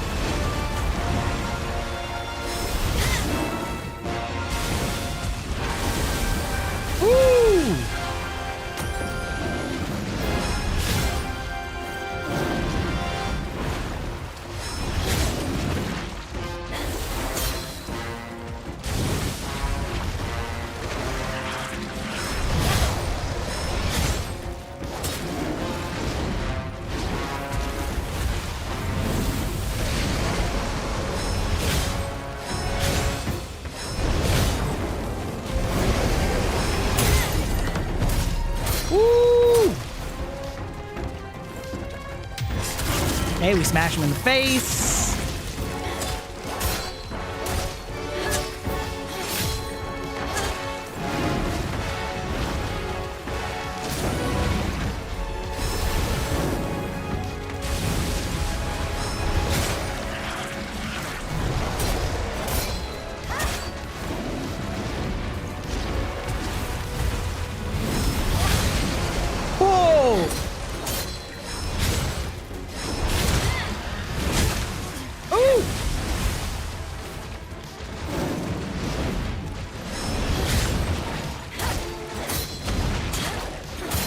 Okay, we'll take that. That will take that. It was a little messy. That was a little messy, but we did all right. We did all right there.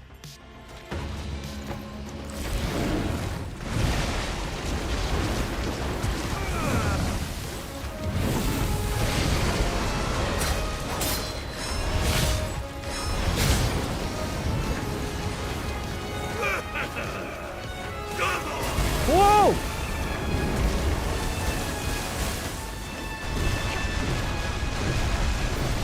Right, okay. These are just these ones.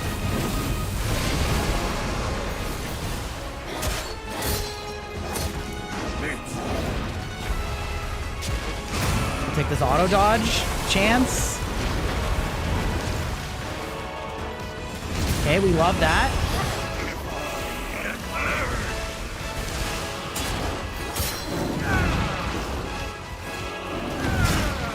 Oh, fuck you.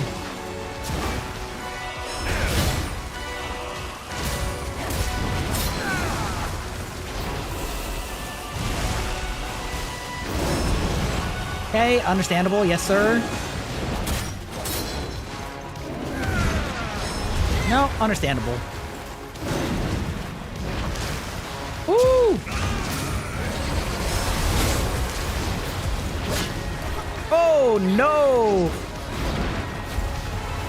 Okay, understandable. Yes, sir. We heal on that, baby. All right, we... Oh, that was unwise. Okay, understood.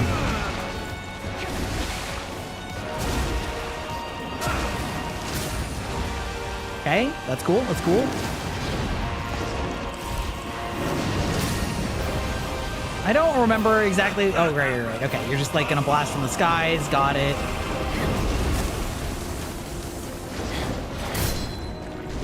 Oh, I actually got that off? I can't believe that.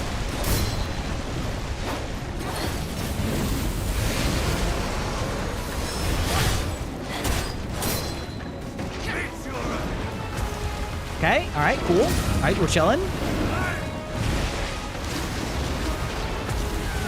We're actually doing really well this run.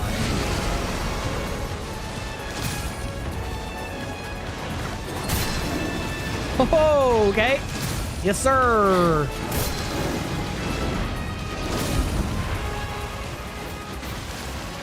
Oh, yeah, I remember that. You just start spamming that shit if I get far enough away from you. Yeah, I got it.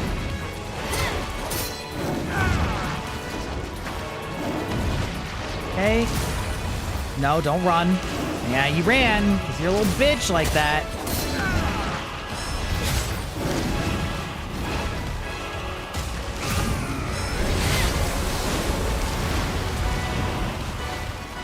Okay. All right. We're still cooking.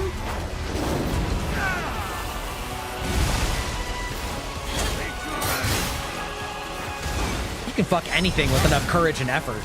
That's true. You can do that. I did say that once, at least.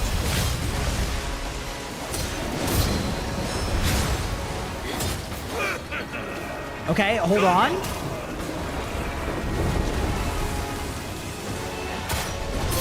Did I just fucking get him? Let's go. See, okay, it's just that I was tired. Look at that. Look at that. Fucking 7 healing things left. I only used 4 that fight. Get fucked, loser. Oh my god. Listen, sometimes you're just tired. You know, sometimes you're just tired and you're in a bad way. Thank you for the redeem. You can fuck anything, including an old man on a tiger who's riding the lightning. By the lightning, I mean these nuts. All right, anyway. Great time for an ad. We'll be right back, baby.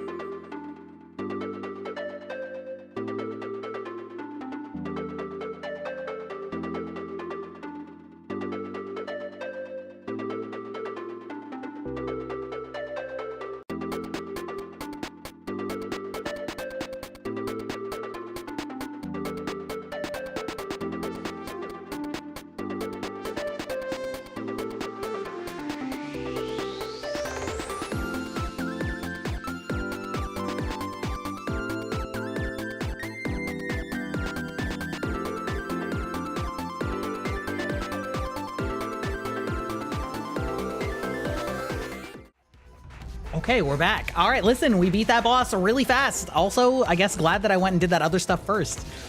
Okay. Entering the dream. Each effect originates from its cause. An ancient object has the power to alter the chain of causality. Enter the dream that's trying to receive the primordial deity's guidance and continue your journey. Okay. It's really funny that they keep, like, saying that. They keep, like, saying that after I get these chisels, but they haven't, it's never really, like, actually, you know what, I guess actually last time they did it, they did give me something, which is that there was, like, an NPC that teleported me to a place that I'd already been. It's like, go here, I guess. That's actually super funny. Okay, we got one level out of that, and I guess we were gonna, like, move down here. Cost of echo type spells. I don't know what echo type spells are. It's fine. It doesn't matter. It does not matter. Okay, and then let's see. How much does it cost? It costs 31k. So I almost have enough right now. 31 plus 12, or yeah, okay. So it's gonna take a few of our things, but that's okay. That's what they're there for. 10, 8k.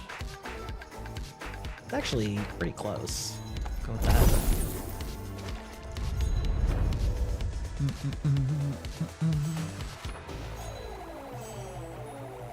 Okay, which of these do I want?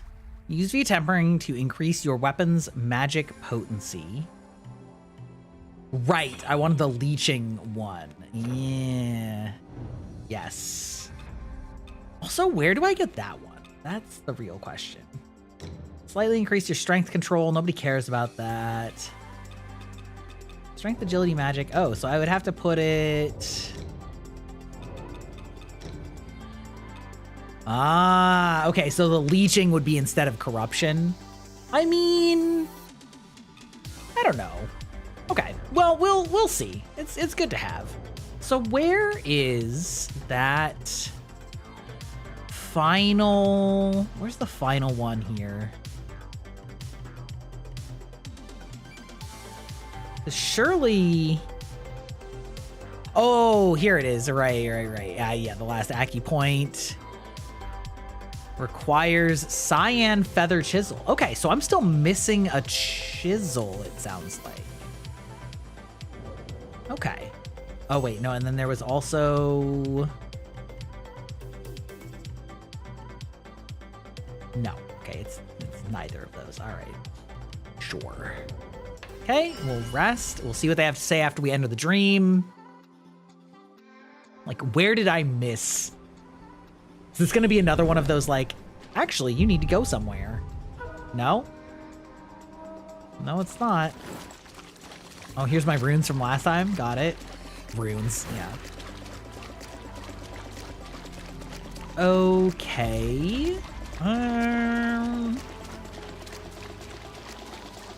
Okay.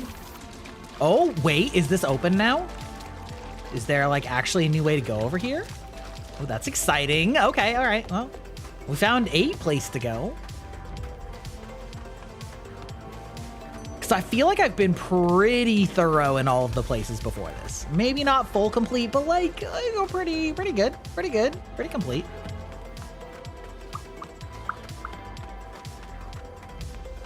Oh, hello, sir. Bamboo path, you say? Never in my wildest dreams did I think you capable of besting Jiang Xingdong. Seems I need more training. Oh, bro, you guys are all fucked up. Oh, well, we meet again, eh? My warnings go in one ear and out the other, don't they? The unending cycle of cause and effect has you wrapped tight. This land is no longer as it seems. A power beyond your comprehension awaits. Go any further, and you may never return. Ah. Okay, so I'm not past the point of no return. Okay. That's interesting. So I remember sort of reading some of the ending guides, and they were talking about like the point of no return being the dude saying, you know, that it's the point of no return. Hey, what's up, Panda? Did you ever get more stuff to buy? Steam-powered spear, Panda. I mean, listen, the Panda hood is cute. It is cute. I guess we buy it. That's it. That's it. I mean, it is cute. He's right. It's a worthy buy. I don't know what increases his stock. Okay, so I'm gonna go back and talk to the old man that was in the stone circle, because that's kind of the only lead that I remember having anymore. Not the stone circle, but like that field where I was like, this is definitely a boss arena. Because that's kind of my only lead right now. General altar. Okay. Okay. Because I feel like I've kind of exhausted everywhere else to go. Or at least exhausted them enough that don't have like a better way to do it. Okay, let's see if there's anybody to talk to here.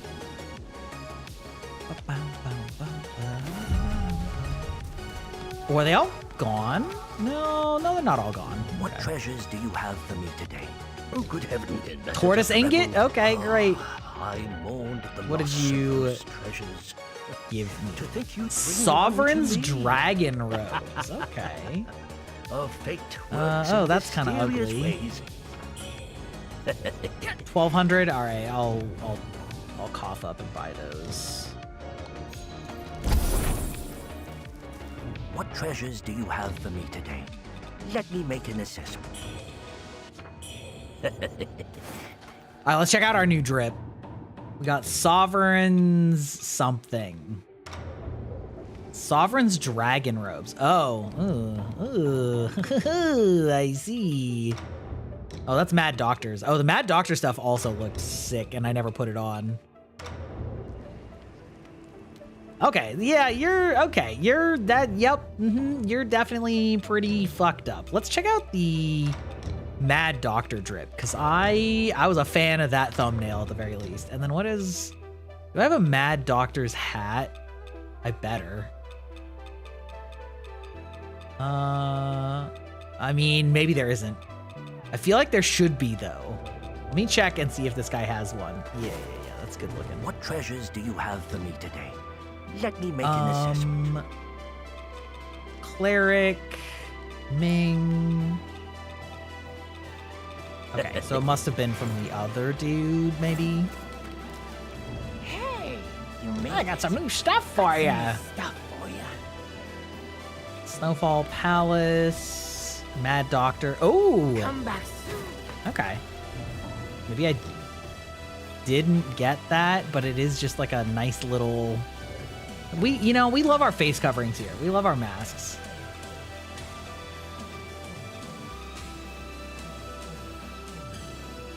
Within. Capable of increasing the mana vase's recovery potency to its maximum from within the impetus recovery. Grants action, returns you to the location from whence you last entered while also empowering you. Okay.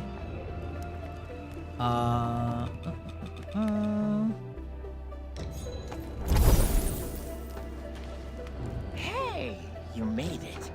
Got some new stuff for you. Come back soon. Okay. All right. We'll put on the full Plague Doctor set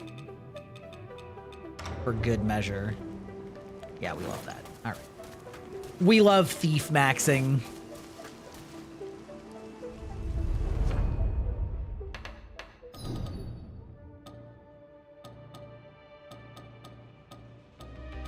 Where?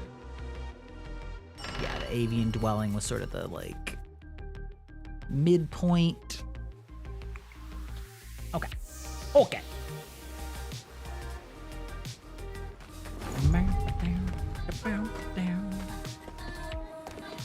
Okay, so that was to the boss. So this is to the other boss.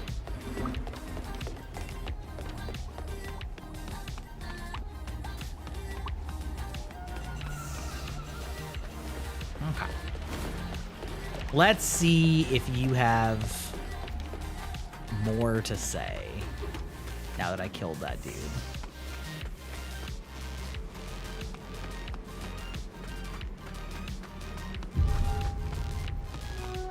The tomb. Oh, dude's not here anymore.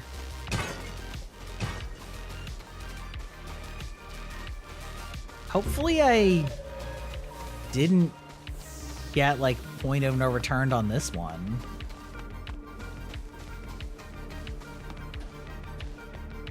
There's truly nothing here. Why do I feel like I got fucked? Why do I feel like I got fucked on this? All right. Okay. All right. I think, honestly, I think at this point, since I don't know where to go other than like the end game, and I do want to like check and see if I can do anything else here, I think I'm probably just gonna call it here. And just like when I'm offline, look it up. And I love how dudes are just dying. When I'm offline, look it up a little bit and like see if there is any quest line stuff I can still do at the start of next stream. And otherwise, yeah. So we'll move into the end game next time. Let's take a look for any last minute stuff. Yeah. So we're gonna take a quick look-see here on the twitch.tv, see who is live right now.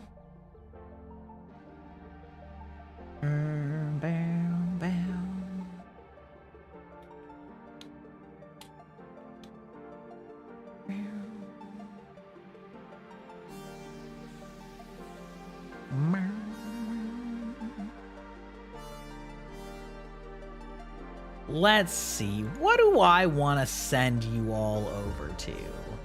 You know what?